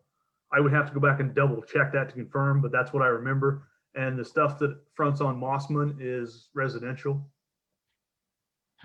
Or at least that's what's there is now. That is what is there now, is residential properties on Mossman, except for the city, the 3 that the city bought and put that channel through. As much as I understand, we have to respect area as well as majority of property owners, either option. I guess my hesitation whenever, if I'm going to be recommending folks who might not have signed this to have their property tax increase, it would be good to know if you can disclose that on the number of individuals we see on this list, how many unique names of property owners signed the petition, making up slightly over 50% of the area. Like, is it 2 on here, 3 on here? Are we able to know that information? I can't see it. This last column up, it says, I'm sorry. resident owners, so, and then it says repeat, so it tells you who the repeat is on this list, and that's why. These are all petition signers on this one. Yeah, are these all the petition signers? I thought it was. No, this is everybody in the improvement district where we have one property owner that signed for this. So what you're looking at is, yes, the first one, and then where it says repeat, those are the individuals that signed it. And you can also tell that by the legal descriptions if you compare that to the map. Is that public information of who is the petition signer, and are they the ones that brought the petition up? I'm sorry, I didn't understand the question. Is the public information to know who initiated the petition and if they are listed here? It was the same owner that signed the petition. So one owner, one person signed the petition that they. Well, you're confusing saying one owner. It could be a group of owners that are on that property. So you have to look at who's on the property as far as the title of where it says property owner. It's not just necessarily one owner, but yes, it is one property group that owns it. Yes. But they, kind of to clarify, is the district advisory board able to know who brought the initial petition? Mr. Diggs did. Mr. Diggs seems like it's a commercial property owner of some commercial buildings. See what they own. And I don't know what they're.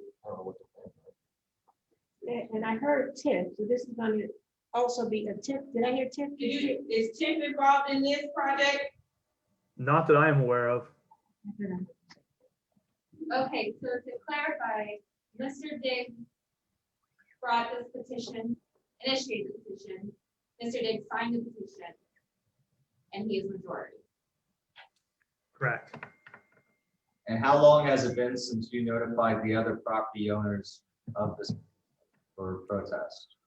They got mailed out Tuesday of last week.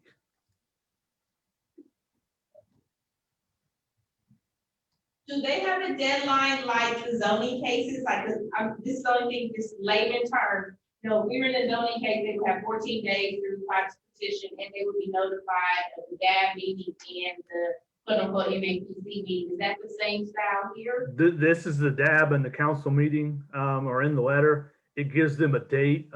We don't hold it solid that it has to be that date. If we can still process through to get it to the council prior to the council meeting, we will do so. So it's not a hard date like something that the MAPC may do.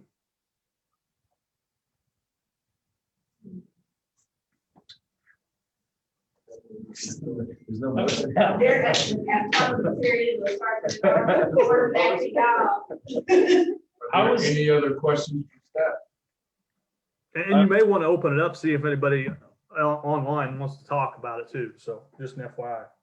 How was this petition presented to some of the other property owners?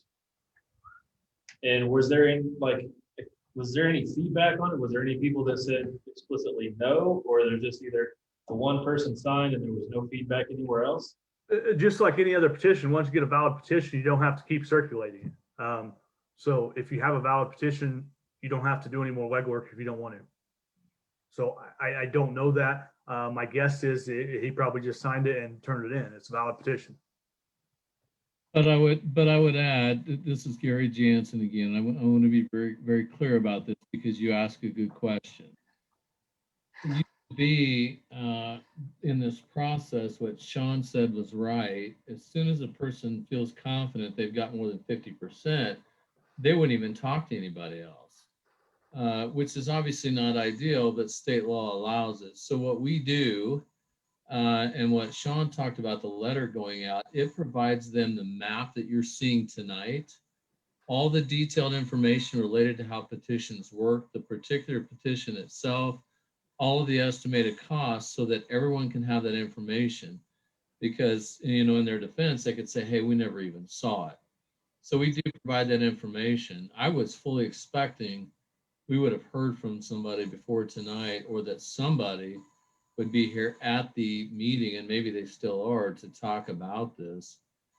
This is a process that's worked really well for us for quite some time now. We used to not do quite that amount of outreach, and we started realizing that some people never even heard about it. So we got the information out. We've done on other projects. I can't tell you what people are thinking otherwise, but this is the same process we follow. And again, it's grounded in state law. With all due respect, with the pandemic, I mean, are people really getting this information? You know, how many property owners are we talking about that this is gonna affect? You know, pretty soon this is gonna slide through, or anybody's ever heard about it, whatever the taxes are, it's gonna be skyrocketed. And then you're gonna have, I mean, because it's not like we've had in-person meetings, so, I mean, it's not like on a whole year it's going on. So. I'm really surprised people on the Mossman Street showed up to say. I mean, I know this area well, and Jay Diggs, I mean, he has those few properties that would be commercial properties in that area, but along that line are all residential. And I'm sure that if these people knew that their taxes were gonna go up to those numbers, they would have came out and drove. So it's evidently some information that hasn't been. Well, he said it was mailed on Tuesday, last Tuesday, so that would give them. 1 week and an Easter weekend. Like, it's just.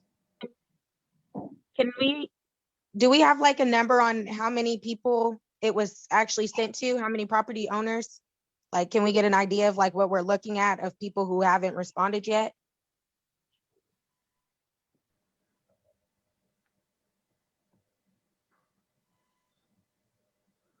So, Gary, you signed out. 7. There's 7 property owners based on what I see on that spreadsheet. Just 7 Correct. received it, or 7 signed it?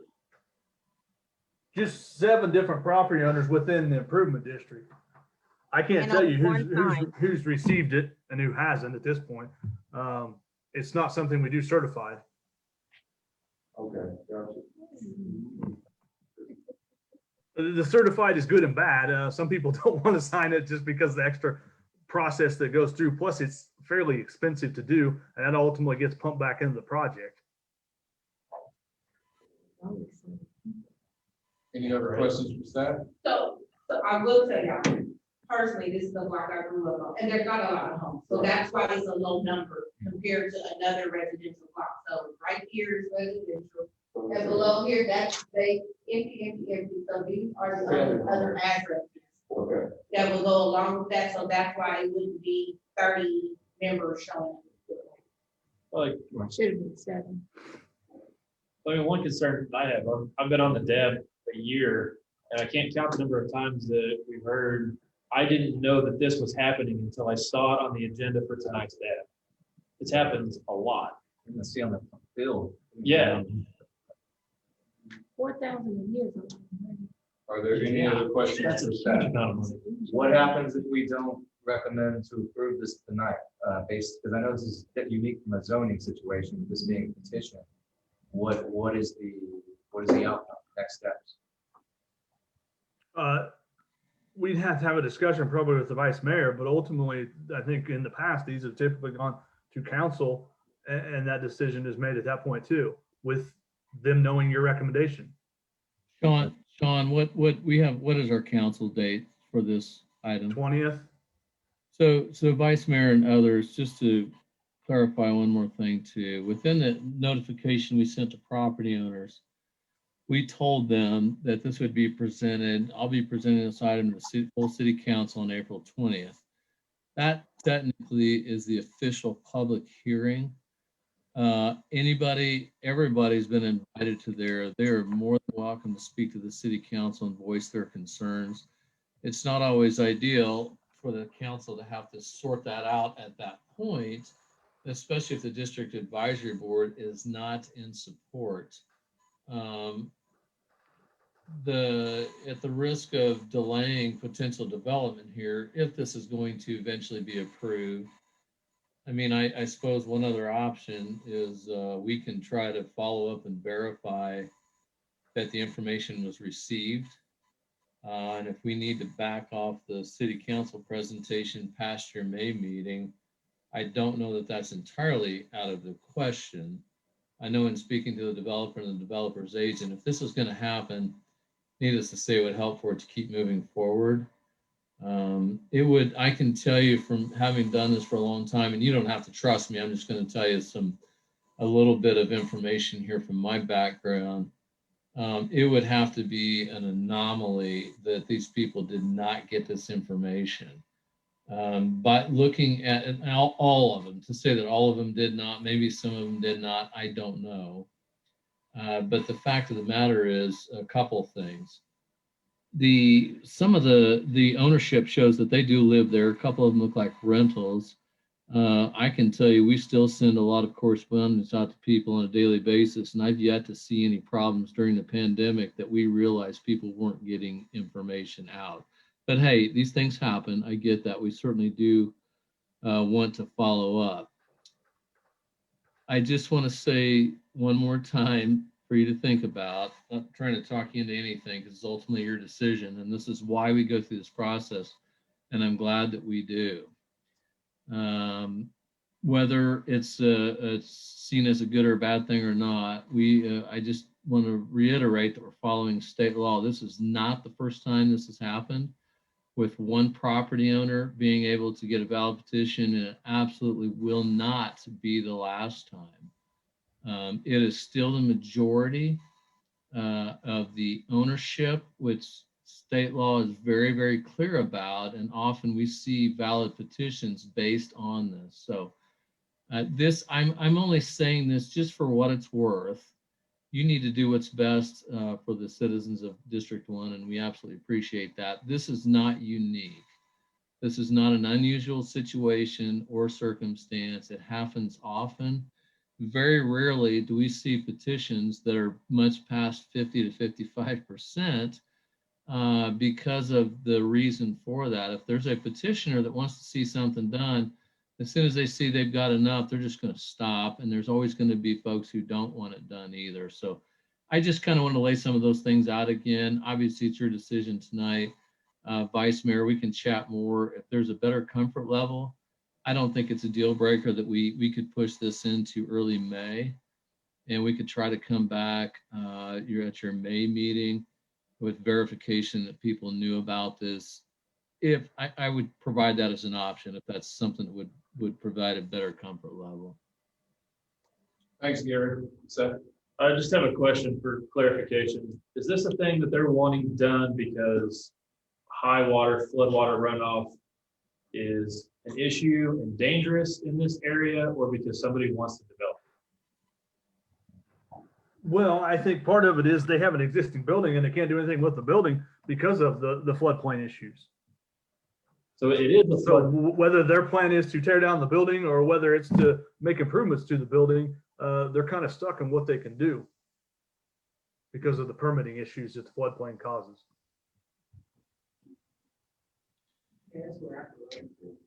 The Vice Mayor, one last thing, I would, I don't know, just having seen this enough, and you never know. I made the comment it could be anomaly. Usually how things go, this probably is the anomaly. You know, maybe it's, I would almost consider myself recommending that we think about deferring this to May council meeting and possibly bringing it back to the May District Advisory Board. I don't know if the board's going to feel more comfortable if we can verify that all property owners did receive the information or not, but I do not mind at all following up on that. Thanks, Gary. That would certainly help my decision. And as a DAB member, and the parliamentarian pro tem, whatever you want to call me, Councilman Johnson tonight, you can make that recommendation, get me on the phone, but we have another question. So if the area were covered, it looks like it's an open area now, and the proposal would be to kind of cover that in. How is that area zoned? I mean, is it going to stay empty? Will the zoning stay the same as far as the residential versus the commercial at this time, Sean? I don't have a clue. I mean, they could go in there tomorrow and want to rezone it. Very similar to an area where I used to live, Maple and Taft. They rezoned put a bunch of restaurants down there. So that can change. I mean, you have to go through the process, but that can change tomorrow. So I do, just to interject, I do believe the agent for the developer is on the call, if I saw the name correctly. So if you want to talk to the agent, if he's on, you can ask questions of the agent as well. It seems like it's a great project. Can the developer just pay for it himself and not pass on the cost to the residents? Right. Yeah, it's only four, so can he just eat the cost since he's gonna be developing? One of the things I would tell you about that is, he certainly has that ability. And I'm not here to speak for the developer, but I will tell you what happens here is if he pays for this project, it also benefits the properties to the south. They absolutely gain benefit from that. In theory, those properties to the south, someone could make that one big commercial property and develop it and never had to pay a dime to get the benefit of these improvements to make development that Mr. Diggs ended up paying the whole thing for. That's where we have to be careful. That's why the state law is established the way it is. He has every right. If he chooses to do that, we can't force that. Can the city pay it? I mean, if it's a drainage problem and homes are flooding, is that a city issue? Not on property like this, it's not. We do everything we can. When we rebuilt 9th Street from 135 to Hillside, we made drainage improvements within the street right of way and to do everything we could with those properties. This is more specific to the property itself and would fall on the owners of those properties to do such. But the city is paying for their 3 lots and it's almost $150K for those 3 lots. Right. Because the city owns those parcels. Correct. So we have a question up front from Vice Chair Johnson. Is the applicant online and would they like to speak?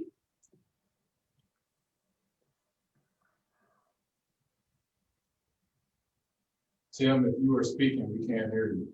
Oh, okay, sorry, I didn't hear that last speaker. Thank you, council member. Tim Austin here. I'm a consulting engineer and working with Mr. Diggs on helping him develop the cost estimate for the structure and also consulting with him through the benefit district process and the petition that's been presented. And just to clarify a couple things, some of the discussion points. One, we did make a considerable amount of effort, both sending letters and phone calls and actually going to some of the residences to reach out to some of the property owners or all the property owners. The only one that we were able to get in contact with was actually one of the properties is owned by an individual in Tulsa, and we were able to talk to him. But outside of that, we were unsuccessful in communicating with any of the property owners. Secondly, I think it is important that what Gary and Sean were saying is that the situation as it is Mr. Diggs is building, which he's a current property owner. I wouldn't necessarily classify him as a developer. He's a contractor. But this petition project and his interest is trying to salvage, if you will, his investment in his existing building.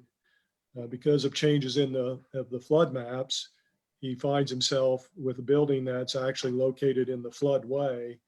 And because of that, with the permit rules and the agreements between the city and FEMA, as I understand it, he has very limited ability to make any kind of remodel investment or to improve his property.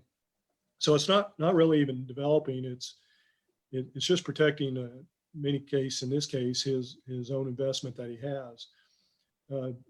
Gary's also right in that one of the things with the state statutes is when you look at benefit districts, one of the things that the statutes contemplate is all the property owners that would benefit from the improvements are to pay their pro rata share of the cost. And so that was the approach Mr. Diggs wanted to take in the presentation tonight. I would agree though with Gary and with some of the thoughts if it made the DAB members more comfortable, if we wanted to defer this off and make another effort to reach out to those property owners now that they've had that letter, we would not be opposed to deferral and a second effort on trying to contact them. Thanks, Tim. Seth, I have a question for you. Actually, this might be ties to that, but might be more for Camila. Brandon, does this neighborhood have an active neighborhood association?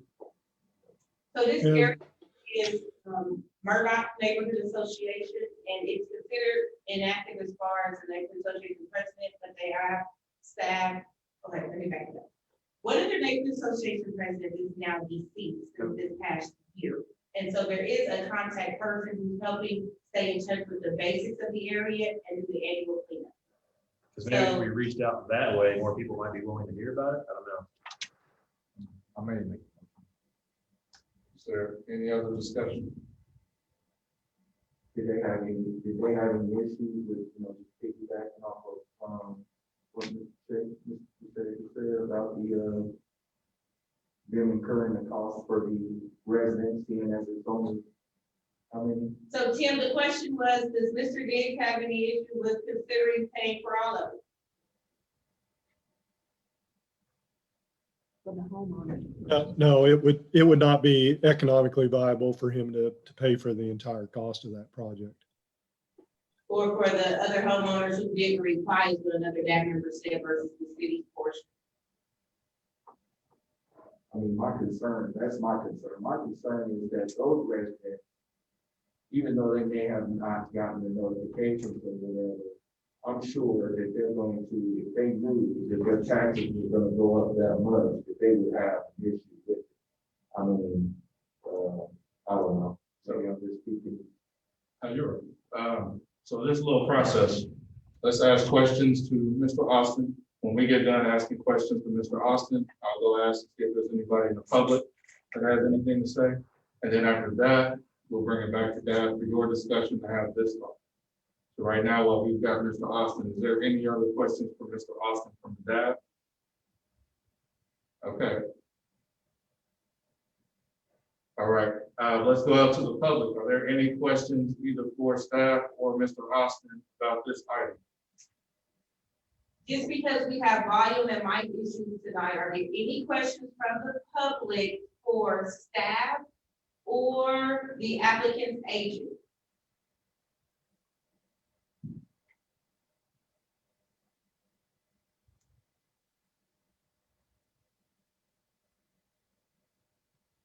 No one has unmuted at this time. Nobody on Facebook. All right, There's nothing in the chat that I can see. we'll bring discussion back to the DAB. Is there further discussion or questions or someone to make a motion? Just a question for staff. Did the letters that went out, and I'm sure it mentioned something about taxes going up, but those letters specifically mention how much each individual property's taxes are gonna be increased, like an actual number and not like a percentage? The spreadsheet you see was included in that packet. Okay. Thank you. Yep. I would just make a recommendation that it is deferred and those attempts are tried again. I'm not opposed to development, of course, especially with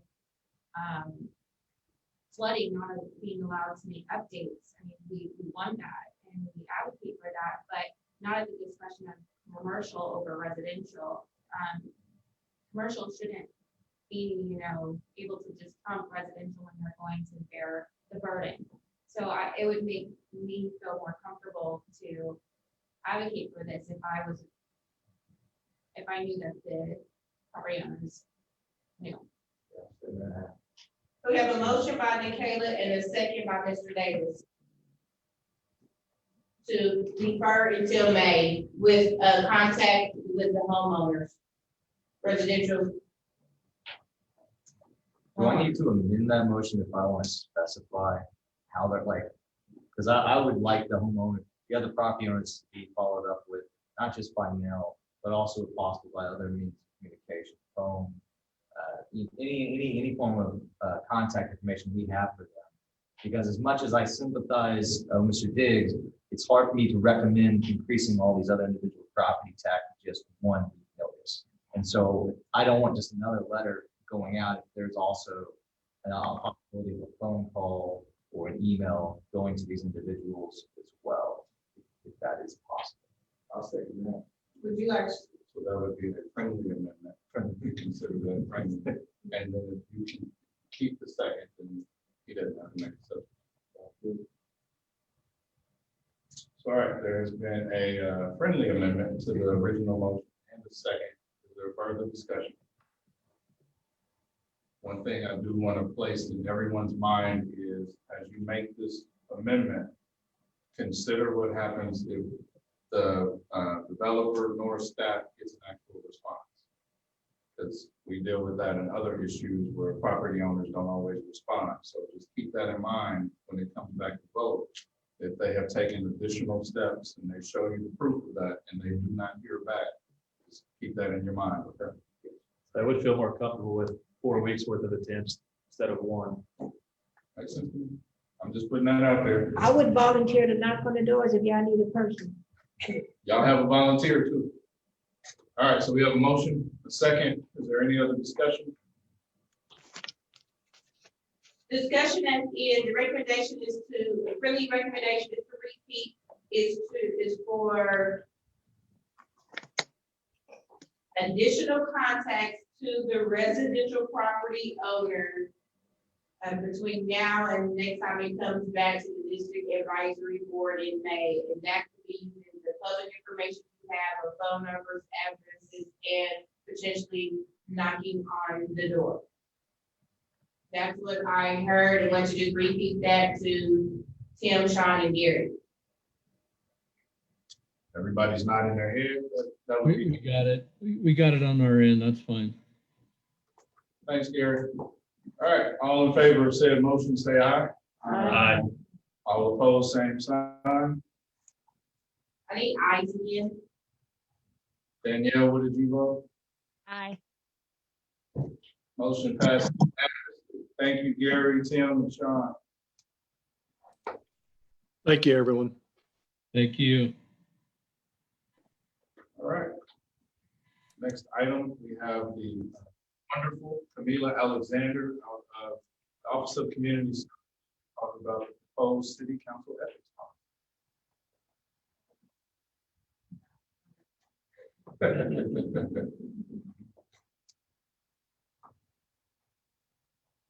I am pulling up a PowerPoint to share on the screen with you that has some video to it, audio. If the audio works, great. If not, we will talk through it. and go from there. Bear with me.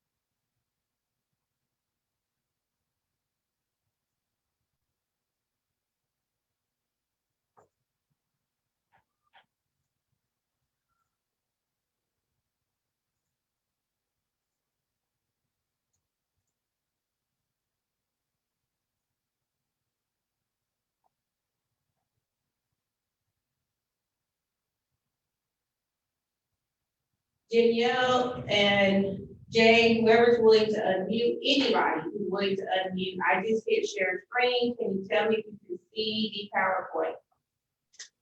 Yes, ma'am. Thank you. And I'm going to attempt to hit play. I don't think audio is going to work, so let's try.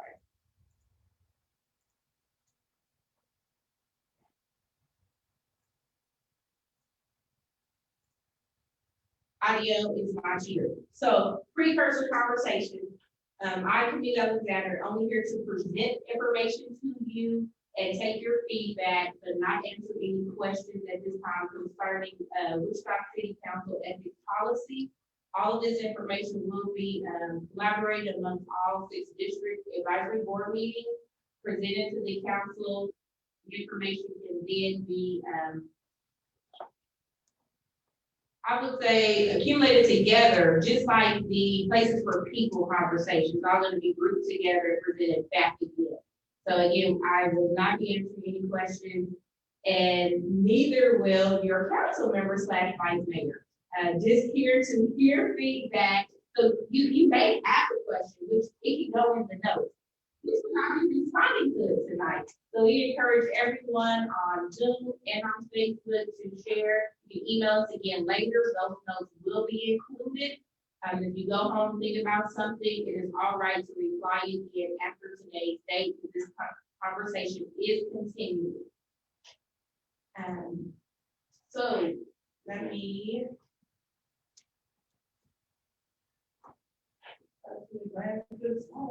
Yeah. So the council ethics discussion started June 2020, and here we are in June.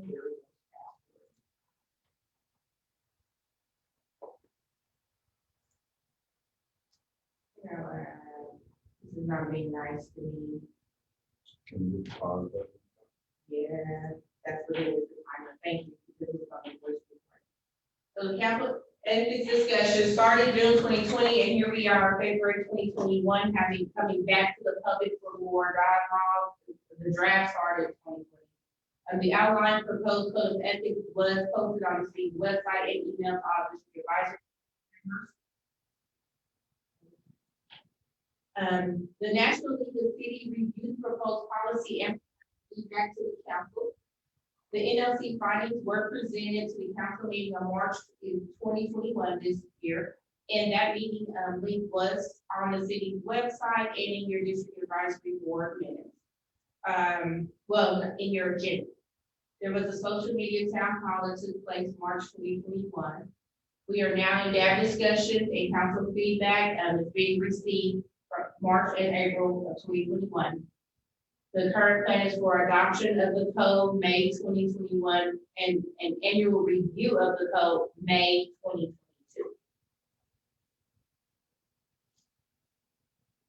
The goals of the ethics policy is to establish consistent and transparent ethical standard of conduct for city leaders and appointed boards. This includes district advisory boards. By doing so, promote public confidence in their elected and appointed leaders and assist officials with decision making. The proposed ethics policy includes guidelines for avoiding conflicts of interest, regulations on the receipt of gifts, standards to encourage impartial decision making, establishment of an independent ethics advisory board, requirements for ethics training, and whistleblower protection guidelines. Our next steps are feedback gathered again and review March, April 2021, final ethics workshop, April 2021 for the council, and adoption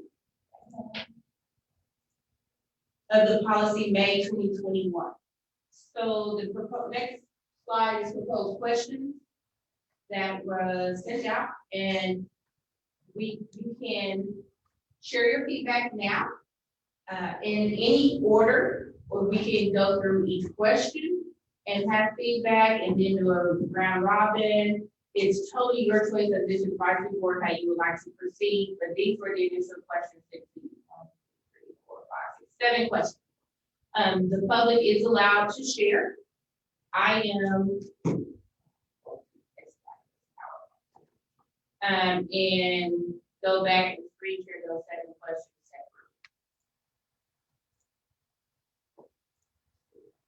separately. Just this one. So while I am not answering questions, my recommendation would be go down the list and not popcorn. I meant popcorn the list, I'm sorry. And then come back to anything not on there. Sorry.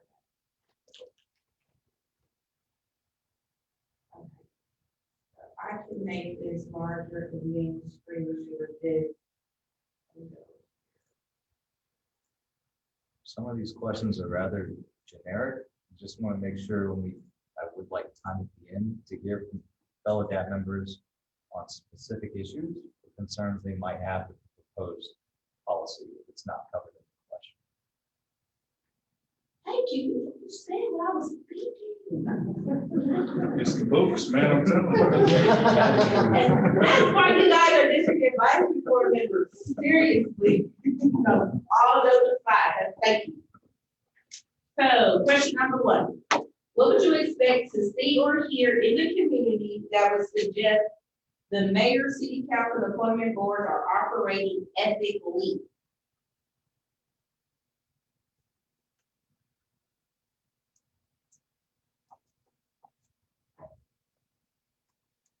I would just say, how are we gonna do this? Just jump in. I emailed you some of my responses already, but just to get the conversation going. In one of the districts, a person was denied being on they requested to be on their district board like over and over and over again, and they were told no over and over and over again. And so I just think that maybe there could be some type of email address or whatever, you can just kind of email like, hey, I've been trying to get on the board. I keep being told no. I don't know if it's just they just hate me or they're putting their friends on. So I don't know if there's just some type of way to just follow up with appointments. I mean, if the community thinks it's something shady, we can just shoot an email. If that makes sense. That makes sense. Anyone else on the first question? And just free throw to come back, then we can circle back. Second question, what would it increase? Oh, no. Let's go to the public. Anyone in the public on Zoom have something about the first question? Oh, sorry, I thought it was screen share. It says on screen share. It's on Facebook. But it's not on the wall. Maybe this one, sorry. It's too much technology I'm working with. I'm in technology overload right now. I might take a picture of this. So Have you tried turning it off and back on? That's what I just did. I will take a picture.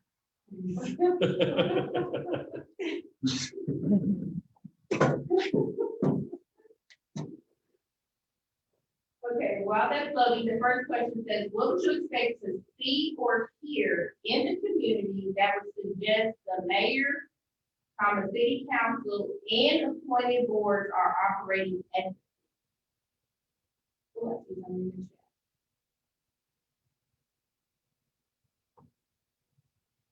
So in the chat, it says, I've heard this name when folks apply to the advisory board and never hear back about their application. They definitely feel rejected.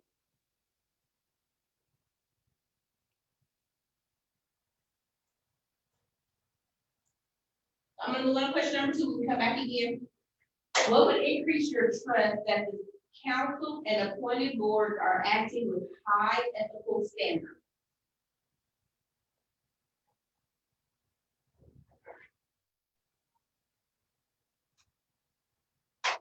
Like the training, Say that again, the ethical training that was mentioned, I think that's part of it, that helps. an actual form of ethical training? Yeah, I think I mentioned some training in there, so continuing training or something. I think a continuous training. Go ahead.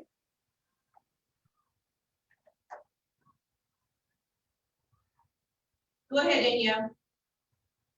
I was just piggybacking off of that. He said training would make him gain trust in that. And I said continuous training, so not just one, but maybe revisiting a training or updating maybe every 3 months or so, just to keep that refresher in their minds, and even learning new content as it comes along.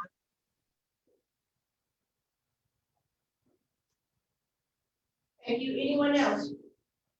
I would say maybe some form of system of accountability where the appropriate person is responsible and held to replying to emails from the community. You know, it's one thing to just receive it and read it. It's a whole other thing to actually address it. Segueing off of that, and the original concern, maybe an action step that could be recommended is, so what I was hearing is like an ombudsperson, but it's almost like the ethics advisory chair could fulfill that position in receiving information independently from individual complaints and be able to follow up on it. Because it is, yeah, that could be based on the current proposal an option to give it teeth.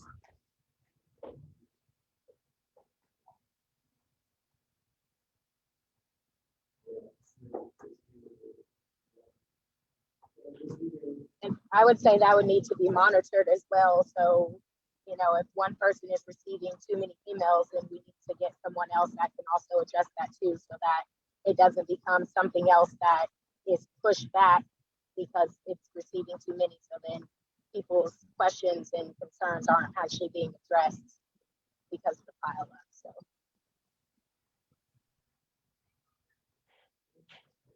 Because I'm sure the first year, everybody's probably going to be on. Just because. And it'll eventually lead to stuff. But it would be, Sedgwick County has like a hotline number. Mm-hmm. And it would be interesting to see how many complaints. Sedgwick County has a number, an anonymous number you can call or whatever. It may be good to get with them to kind of see what that threshold looks like, you know, how many inquiries or whatever do they get, so we can kind of measure on the city side what type of committee structure they would need to handle, not necessarily complaint, concerns.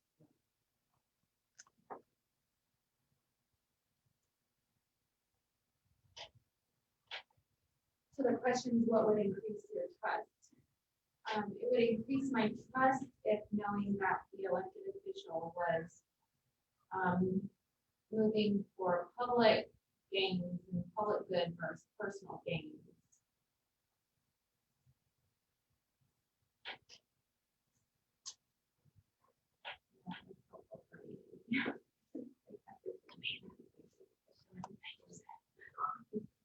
All righty, we are back with internal technical difficulties that you may or may not see on Zoom or Facebook. So the third question is, how would you define a friend in relation to council relationships that may impact their decision on a vote? Again, how would you define a friend in relation to council relationships that may impact their decision on a vote?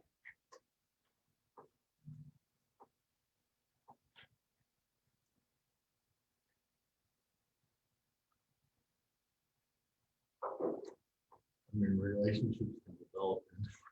So Just speak up, please. relationships can develop to friends, so it's kind of. I think anybody that has any kind of an impact on your decision making. Yeah, I'm not so much into defining a code of conduct around friend, because friendship can be developed very quickly with an undisclosed gift. I mean, I could have a working relationship with you and over time, it turns to a friendship. And that's, I mean, relationships evolve, so it's kind of hard to put something around the word friend. So would the recommendation would be like an influencer, or as opposed to a friend or an acquaintance? I think Read it that line up. there's a definition of, okay, is there personal gains that could be made by this friendship? But it doesn't have to be personal gains. I may want you to be successful and I may help you just because I want to help you as my friend, and I may get nothing out of it. So I like the word influencer. If, I don't know. Right, an ethics complaint in that situation would have to show an absolute tangible benefit to you based on your recommendation, which is where I also separate the idea of the friend. I'm more worried about any individual that could have undue influence, even if it just happened to be in a certain situation or time and place, impacting a council member. That would be more my concern. Any individual. Yeah, be any. So in my role, I don't need to step out of my job, but I'm stepping out of it right now. To say, in Wichita, there's always some connection. We say we're 2 to 3 degrees separated from everyone. You know someone that knows someone. So when you're on the board, you go to apply for a board, or someone comes in my job as my relative or not my relative. I'm here to, and they say, thank you. I said, just know that wasn't a favor that I just gave you. That's how I serve everyone who comes in Atwater Neighborhood Resource Center. So whether you're my relative or not, you got to say, I did not look you up. It's literally the words that Camila said while I'm in my position, because I work in the neighborhood that I grew up in. And you might hear someone come in and say, Mimi. And I'm like, Mimi or Camila, this is just my job to serve you. And that's where I think we can be constrained, where the community can feel like, oh, they help me because they're my friend. Have you guys seen the State Farm commercials? And then I'm getting some extra meat. And like, I do this for everybody. I did not do you a favor. This is my job. We need a State Farm mentality. We need to be sure there's one. But how do you ensure that? All right, well, to the next one, you can come back. Do you think council should be allowed to accept food and drink, for example, dinner at a nonprofit event you're speaking at, or having business lunches paid for? Yes, only if lunch or dinner is $15 or less. Honestly, I did have some feedback about that too, because there is a difference between somebody getting a $500 lunch and somebody getting a $15 lunch. And that a lot of, and that can have some influence, so I think maybe putting some monetary limits on some of those types of things wouldn't be a bad idea. I'd say no business lunch. Why do you have to eat lunch because you're doing business? Now, I can see if you've been invited to a dinner, because them things are expensive. You shouldn't have to pay. Can you come and speak? We should absolutely give you a free ticket. You shouldn't have to pay, but why do you have to have a meeting over lunch when you work 8 to 5 or whatever? The wording here is weird because our city council is allowed to do business outside of the council as well. So that city council member might say, hey, I'm going to go out to conduct a business meeting, and maybe they have a drink paid for, food paid for. So, but at the end of the day, that's also an ethical consideration we could bring up later if we think that's okay for city council members that business elsewhere. My thing is more, this was brought up in the workshop. You have the mayor of Chattanooga who said he was invited to go to like this nonprofit conference, airfare paid for, blah, blah. The bigger issue, they were all fine with that. The bigger issue was they found out there was a vendor, who's a sponsor involved that does business with the city. So then they had to step out from that and pay for it themselves. The city did. That's kind of where more my heart is across the board. There's your foundation. If there's any risk, or is there any chance that maybe this nonprofit gets a grant from the city, or is going to contend for a grant from the city, regardless of the amount, If that reality exists and that there's any effort to find out about that relationship, that's kind of the baseline for me. The proposed policy says $150, I believe, at a time or in aggregate in a 12-month period. My gut, and I'm happy to have pushback on it, is I'm actually understanding that some of these lunches are $25 or $50. I'm actually in favor of that number being higher, maybe $500. But what I'm also in favor for is for that, it does say in the proposed policy, $50, it would be $50 to $100 would have to be disclosed, or $150 would have to be disclosed. I would say $50 to that $500 range that is allowed would have to be disclosed. And if it's not disclosed, then there's an ethics complaint that can be lobbied. And that is in aggregate in a 12-month period as well. So my recommendation on, is it acceptable? Yes, but there has to be full transparency and there has to be a realistic cap. And I have to think realistically, some nonprofit events are like $100 a head or something like that. And so I would be more in favor to say you're allowed, but maybe it's a $500 limit, but full transparency up to $500 with there being a penalty if you aren't transparent about I completely agree with all of that. I do too. And to maybe to add to that, those, especially like nonprofit events, those aren't like, hey, we're doing tomorrow, you want to come? They're planning out in advance. Maybe a review of that event by the ethics board to make sure there are no conflicts of interest before whoever is going to be attending it and speaking at it.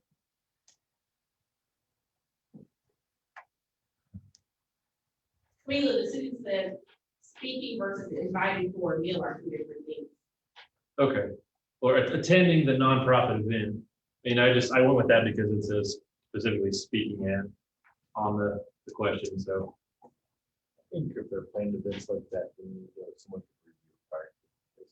Yeah. And you could have a board that actually set travel or events that people are going to that are planning. Sounds like we need a more permanent ethics advisory board than just ad hoc whenever there's a complaint. They stay plenty busy. Permanent, yeah, that's the problem. I think patterns as well, if it's just one-off or if there's a repeat pattern. And that goes with the full disclosure. That's Repeat important. pattern of like invites, so if I'm taking minutes, that's what do you mean by repeat pattern? A repeat pattern for a specific person, or if a specific person has a pattern of inviting and paying for elected officials, or just finding patterns if there is.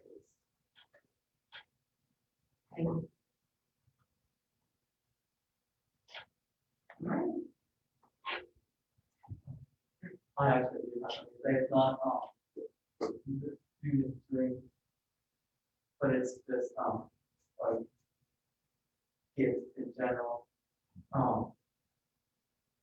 What's to stop somebody from setting up a bunch of shell companies and then donating like $49 to someone? With all the different, from all the different shell companies. Versus the example of the $50 limit. Like how we just saw that one owner had 53% interest. Are you referring to meals or are you referring to campaign finance? Can't be fun. Okay. So that. I know that's like shell companies were part of the issue that urban needed this entire. That was already illegal. That's a campaign finance issue. I mean, it's just, that was already, what they did was illegal and prosecuted. So the city's ethics policy, and this did come up at a prior council meeting about whether it should encompass certain campaign finance regulations. But right now, the city is under the state ethics guidelines on that, as well as campaign finance restrictions, which would make that already illegal. Where that would tie into gifts, though, is if there was a purposeful shielding of gift sourcing to stay under like the $500 limit. And even though a council member might disclose it, that they received $400 here or $300 there, without that due diligence, that all of those separate entities source back to the same individual. That's a very good point, how it applies to the ethics proposal. We'd like to go to Zoom chat. It says, yes, I think council folks should accept food and drink at events and moderately priced business lunches. Does this meal question apply to advisory board members in addition to city council members? That's a question. And I'm going to apologize again. That member said we all need to speak up. I have no equipment. I don't have the extension cord that I need. Otherwise, I'd cut us all off and get this mic closer to the DAB members. I'm sorry about that. Yes, this policy is city council and all advisory boards. And Ruben, we will talk campaign finance later this year. All right, the next question. Should there be a penalty for abuse of the complaints process? I say no, because you don't want to discourage people from the ability to express their concerns. And maybe they just happen to be somebody that's on it. I say no. No for who? Should there be a penalty for abuse of the complaint process? Right. And So I that's, guess which side? The review side? oh or yeah, the which complainer side? Yeah, I'm talking about the complainer. What's this question in reference to? Complainer or This the? is, it would be more in reference to frivolous complaints, and I guess the counter would be that, and I've seen this happen in other cities, that someone who's your political opponent uses the ethics process just to clog you up with complaints. That, to the point that a well-timed complaint, even under review, could be used for campaign fodder against you in an election, even if there wasn't a determination yet on the complaint. So to push against that, sometimes certain cities have rules that say, if you've had, like the election, in this case, in our city's case, the proposed rule that the elections advisory chair would have first initial discretion on dismissing as frivolous or for any other reason. If maybe that's happened 3 times, there's potentially a penalty against the complainer for doing that. It does happen in other cities. So that's the consideration. It could be used in that way. But at the same time, you want to encourage it to be used. You want to encourage. It's a tough one. That And may- encourage the use, because I could definitely see the abuse of it and the repeated abuse from somebody that necessarily didn't align politically with the person running. Or whatever. That's why you have a committee to evaluate it. Evaluate it, And yeah. maybe that's the year one, you really evaluate how many complaints you get. I mean, maybe that's a year 2 thing. Oh, I'm sorry. Maybe that's a year 2 thing, when you really evaluate the entire process. How did it go? What worked, what didn't work? Were we bogged down with frivolous concerns? Sometimes though, the putting forth that well-timed complaint can make a difference, and seeing the tension that developed at a previous council workshop is between 2 elected officials, considering what both of their camps allies might do against the other, doesn't put it out of my realm of possibility that the process could be abused. But hopefully, I mean, I don't know how the process will work. Will they make public all the concerns? I wouldn't think they would make it public I off the believe the bat. process is right now, and I want them to answer. I'm not but sure. I believe is that every single complaint must be reviewed by the election Right, advisory it chair should- with outside counsel. Right, it should be 100% have to reviewed, be. but would it be made public? That's I would- my thing, because if it's not made public, then, because I can think of several people that I know that are really involved in the city, and they're gonna be looking at everything. And I could see them maybe making a bad judgment on what they thought was a concern. Right. I couldn't speak to what the open meetings law would apply to an election, the election of the ethics advisory board. But I would assume if they are appointed then by the council and they have some form of official communication, that everything that's been submitted to them could be Should be open record. I mean, It if should be it's open going to the ethics board, it should be open record. We should be But, I mean, transparent. I'm not saying it should be an open record. I'm just saying, I don't think the committee's gonna say, hey, Eagle, guess what? Now, the Eagle may request it. Well, but you know who might, the person who filed the complaint. I may call it.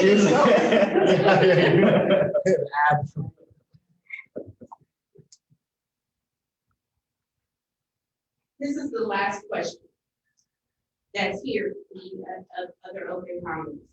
Is this the right direction for the city council code of ethics? The policy email to review, is this the right direction for the city council code of ethics?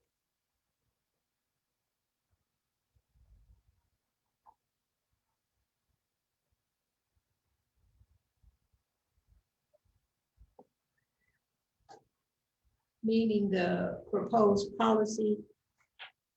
Right, it's proposed policy. Good start. Yeah. It's a good start. It's a great start. Gives the city more protection to have it than not. Very good stuff. A policy. I think it's not a policy.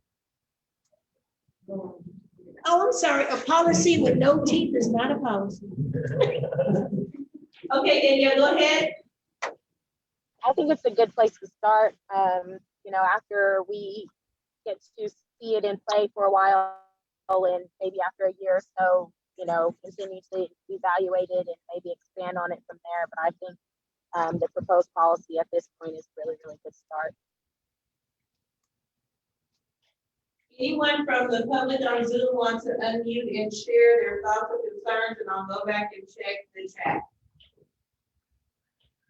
I'm going to stop share this moment. With this proposal, is there a standing ethics board attached to this policy? We are seeking public feedback on all items of policy right now. I think that would be a recommendation then. Can you repeat that? The question is, Your actual suggestion. a standing ethics board to review all complaints, not one that's, you know, hastily put together at the last minute to review a complaint, but a group that's already, you know, vetted and put together and just ready to go to address complaints. 'Cause I'm sure- I was confused by the policy actually reading through it, because it did seem like the 6 that are rotated randomly by the clerk are ad hoc when needed. But then I was also confused looking through information about the chair.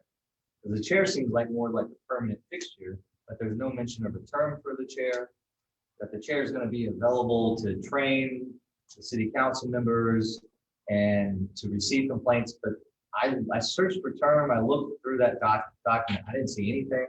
So that goes also to the standing committee. My biggest concern is the selection and composition of that board. And I mentioned this before to the DAB. My background is having worked with cities in Texas where one on the campaign side used the fact that there was no ethics policy as a campaign issue against incumbents. And once we got those incumbents out, we then had to put a policy forward. So what were some of the things we had to do? And my biggest concern is you're balancing independence of an ethics board and also community buy-in at the same time to trust the process.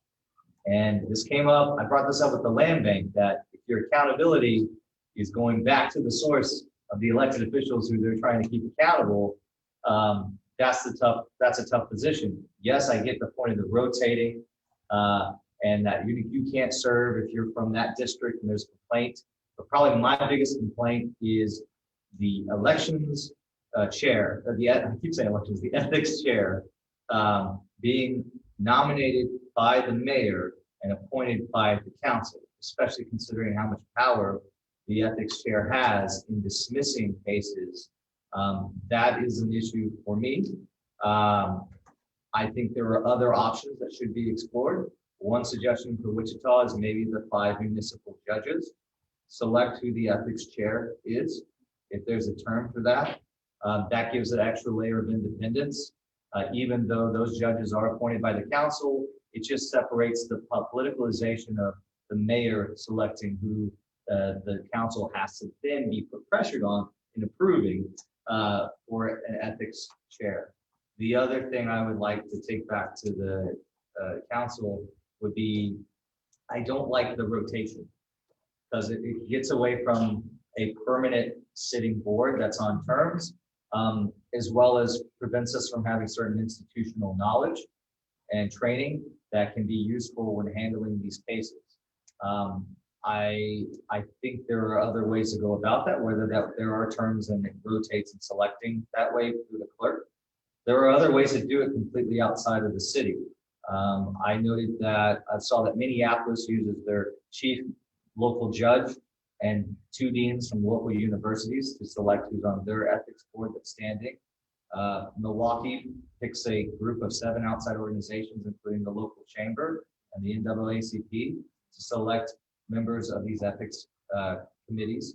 So I think there are options, and it just, for me, I felt like I couldn't just complain about the mayor having the essentially advising consent power over the chair without throwing out some alternatives like that. And also, who can serve, another consideration we dealt with in Texas was if you served on the standing ethics advisory board, you then couldn't run for city office for 2 years after you were off that board. That was another thing.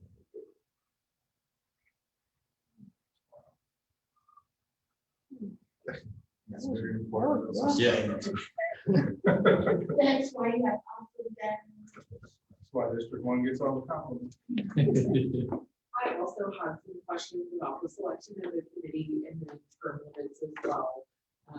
You obviously did a lot more research than I did, just on some alternatives, but I even support hearing some of the alternatives that you had brought up in terms of how other cities have put together those committees, and then the length of their service as well.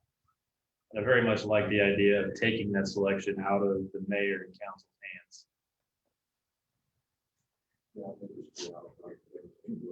Definitely, it's Hey, look, we choose boneless wings. That's the way the real wings have bones. You want to take it out of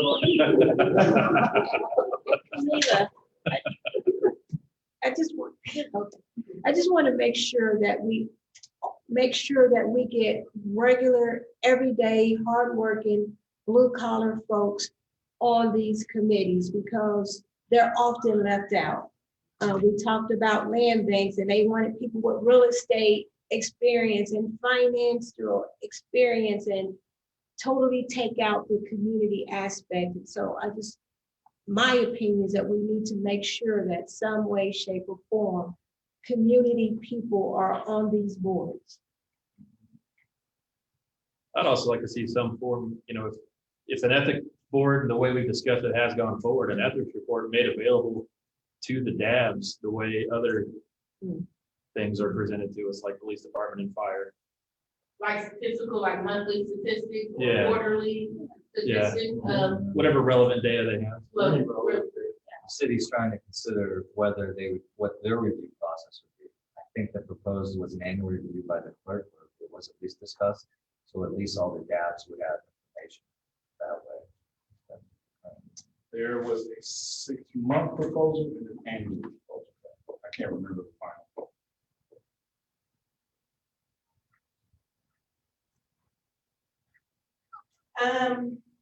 I'm gonna come back again and look at some of these notes.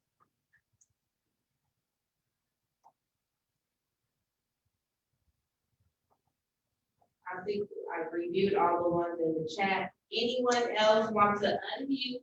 Again, on Zoom, any citizens, residents who are on the call want to share the information? And again, if you don't want to share out loud, you can email it and information will be included going forward. This is Krista. I'm still listening. I'm trying to pay attention. It's really hard because the sound is a bit difficult, but thank you guys for tackling this difficult thing. And I think whatever the gentleman that just gave his presentation, I didn't catch his name, that sounded really good. And I like the thought that went into it. That's really all I have to add. Thank you. His name is Ted, and we are so grateful he's here tonight. Got on some nice boots too. Please go back and sit down and look. I'm not a little bit on this. I'm still crossed over everything. We can talk about rooms, we can talk about. Books. There we go. Hey.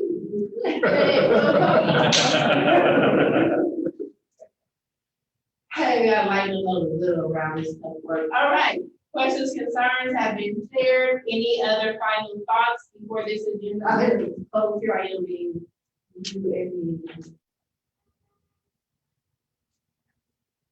Nothing else? Just, I would recommend, I can't believe I'm doing this against, like, because this would affect us. I would be in favor of that penalty, which is at $1,000 right now, going up to like $2,000 or $2,500. Like, at the same time, I want there to be more allowances and increase in the amount of gifts and potential meals with disclosure. I think the catch side of that is you need teeth in your policy when you're actually enforcing it. And sometimes that offender might have definitely gotten more than $1,000 in benefit. But when you cap your penalties at $1,000 per complaint, that doesn't really give it as much teeth. So I would be in favor of increasing the max penalty while keeping the minimum at 100, increasing the max, but at the same time also not being as strict on what would be a penalty when it comes to gifting and meals. Increase that to 500 or higher. On that current policy, would say that we or boards would have to cover that on our own and not campaign.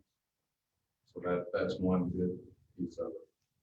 So to Texas suggestion, that would mean money out of me as an elected, my pocket and not my campaign spot. Thanks for point of clarification.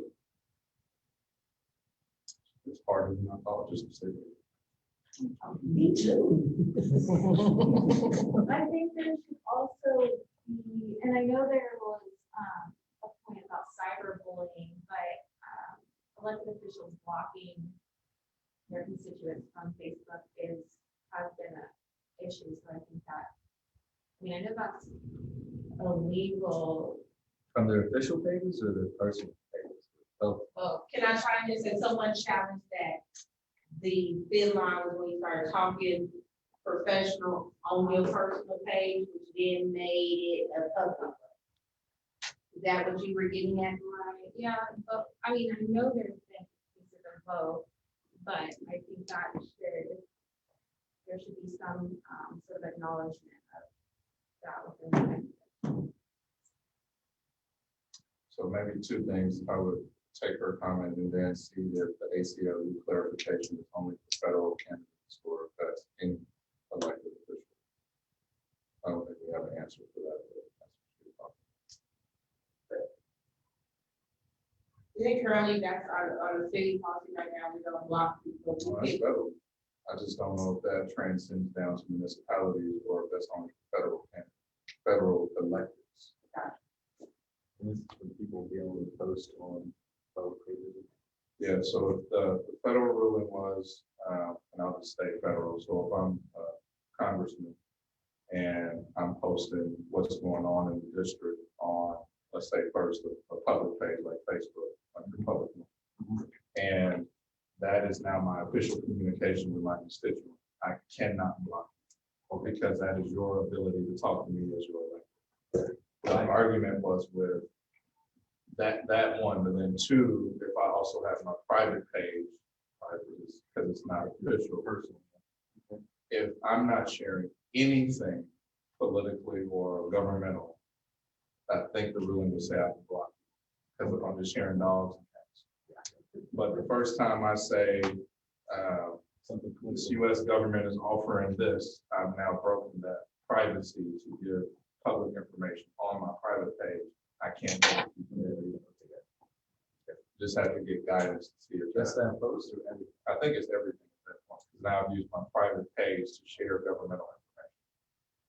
And we have a few state reps and folks who do that. So we just need clarification.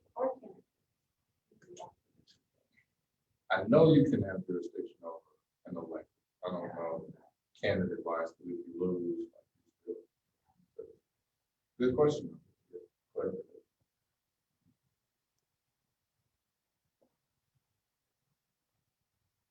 By the way, I have 0 block people. There's a few people who blocked me. I see like 8 comments and I look at there's only 3. Man, social media, wow, that's all. Any other questions, comments for this ethics portion of our agenda before? Yeah, sidetracked. No, I okay, I just want to make sure for my notes purposes, I go back. All right, any other thoughts, suggestions, questions? Remember, if you do think of something later, just email it to us. If you do research like text, email that.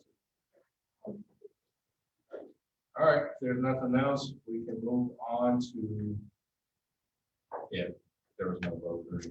We can move on to item 11, updates, issues, and reports. Also be mindful that if you had questions for me earlier and you wrote them down, I can answer those when you all get better. Since Seth has been amazing today in helping with technology, we'll start with Seth. Can I ask you one thing? Earlier, when we had the opposition comments, we all made your individual comments made as citizens. That's when this portion comes in. We don't need to add that to the agenda. That's where sometimes I actually will hold off, it's gonna come later. That's where it has been. The only portion about the last agenda item is if the city staff member is no longer on our Zoom call. So I would, encourage you, hey, I got a public works question real quick, since you're on the call, Gary. Say yes, as staff members who jump into that, but the other concerns, definitely, you have a spot right here already built in to bring up any and everything. No update. No update. No. Just want to say Riverfest is happening. Clay Bastion is going to be Admiral again. And so beginning of June, we'll have a few days, and at the end of September, we'll have a few days. And just, you can go to Wichita River Festivals, and they just had a really cool announcement video about that. It's happening, full programming. My next go to Danielle online as a DAB member. Do you have any updates, comments? You're unmuted. No. Thank you. There is a Miracle Vista position open, a neighborhood outreach Vista. It's a full-time position, like a paid internship.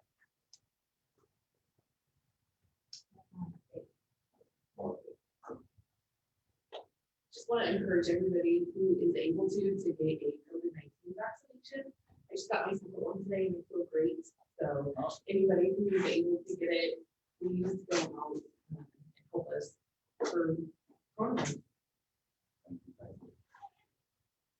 As far as the next month is going to be my last time here. And have a pretty good summer. Doing good college and stuff. So it's been a good time. I guess I'll say that again next time. But it's been a good time with you all. Get into learning a little bit about how local government works. Well, we have enjoyed you, sir. Yeah, for whatever reason, we don't see you next month. Good luck at college.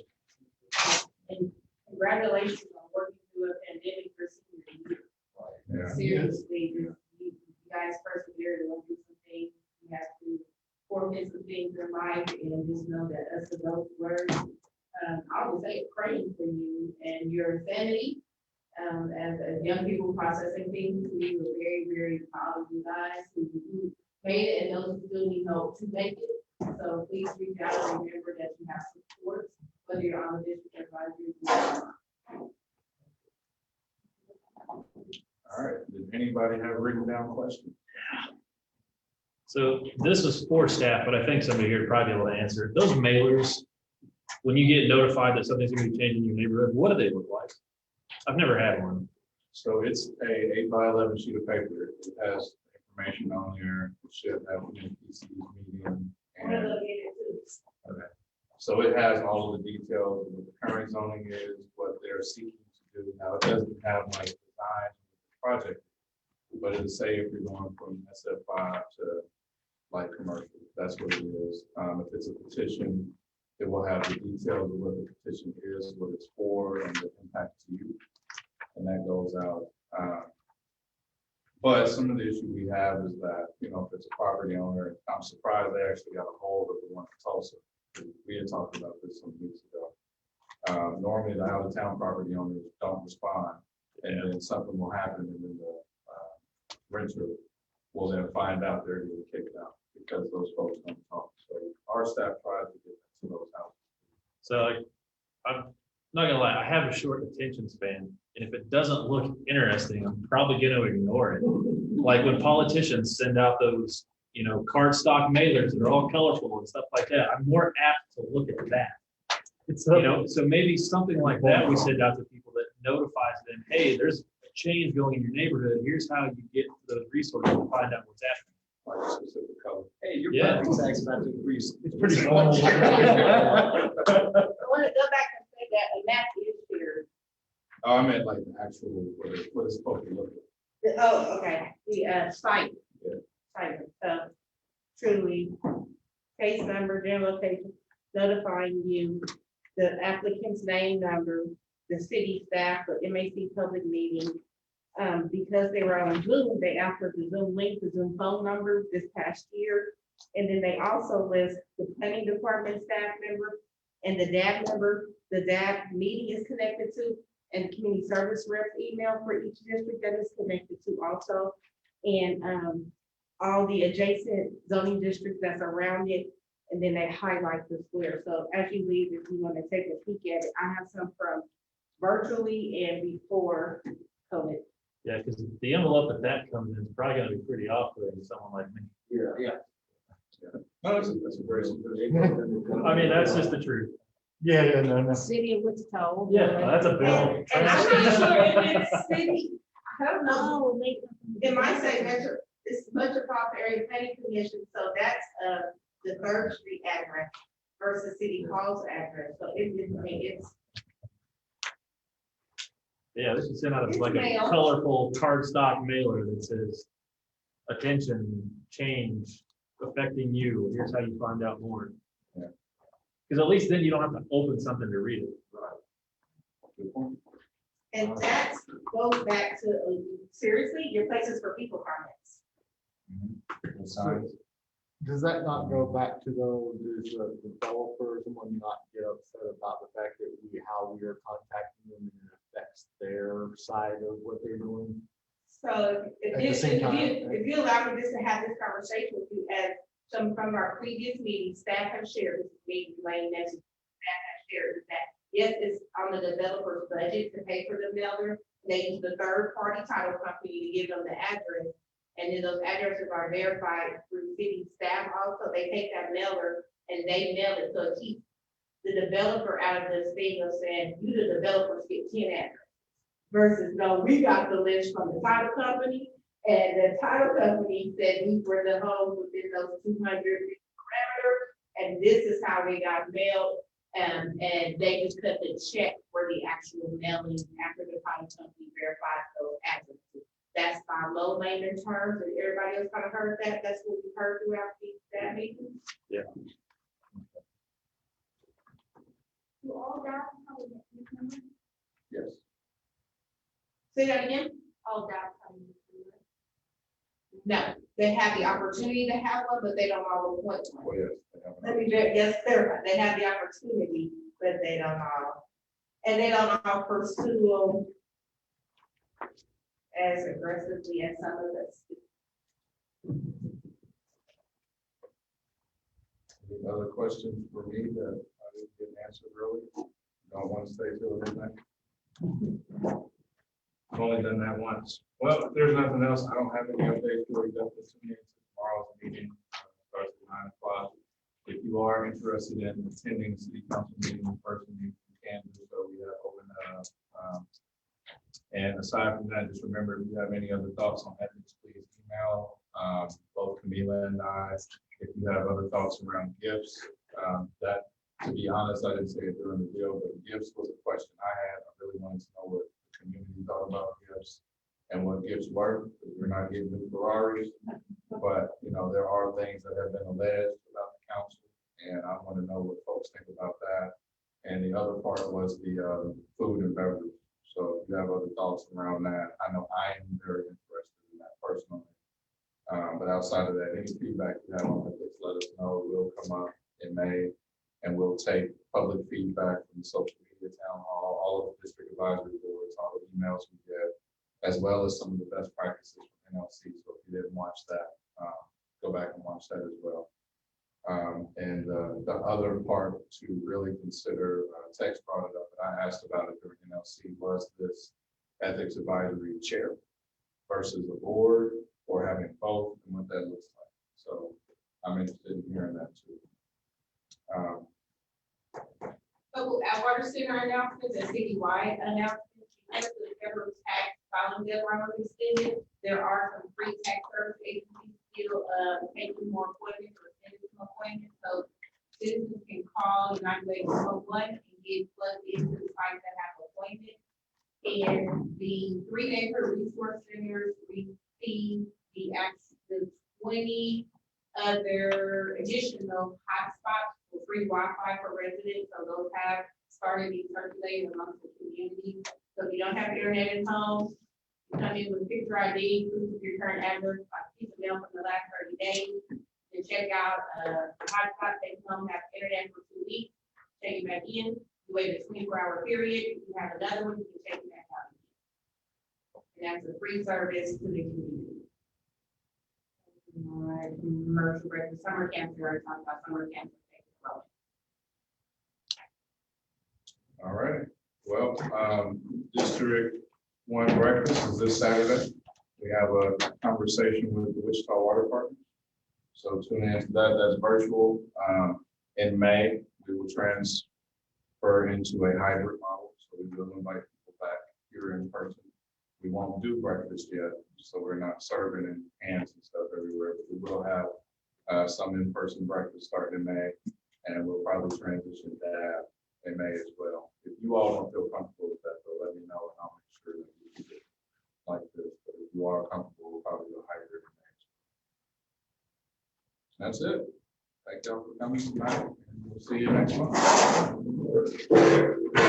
You here take a motion to adjourn. Oh, yeah. Only on the record, yeah. We're supposed to elect them, which we are after training. Yeah. But- So I was saying, think about it, talk to each other one-on-one, you can't follow, but, you know, if y'all thinking about that. Second. Motion second by everybody. All those in favor, stand up. Danielle, I heard you vote, right? Thank you.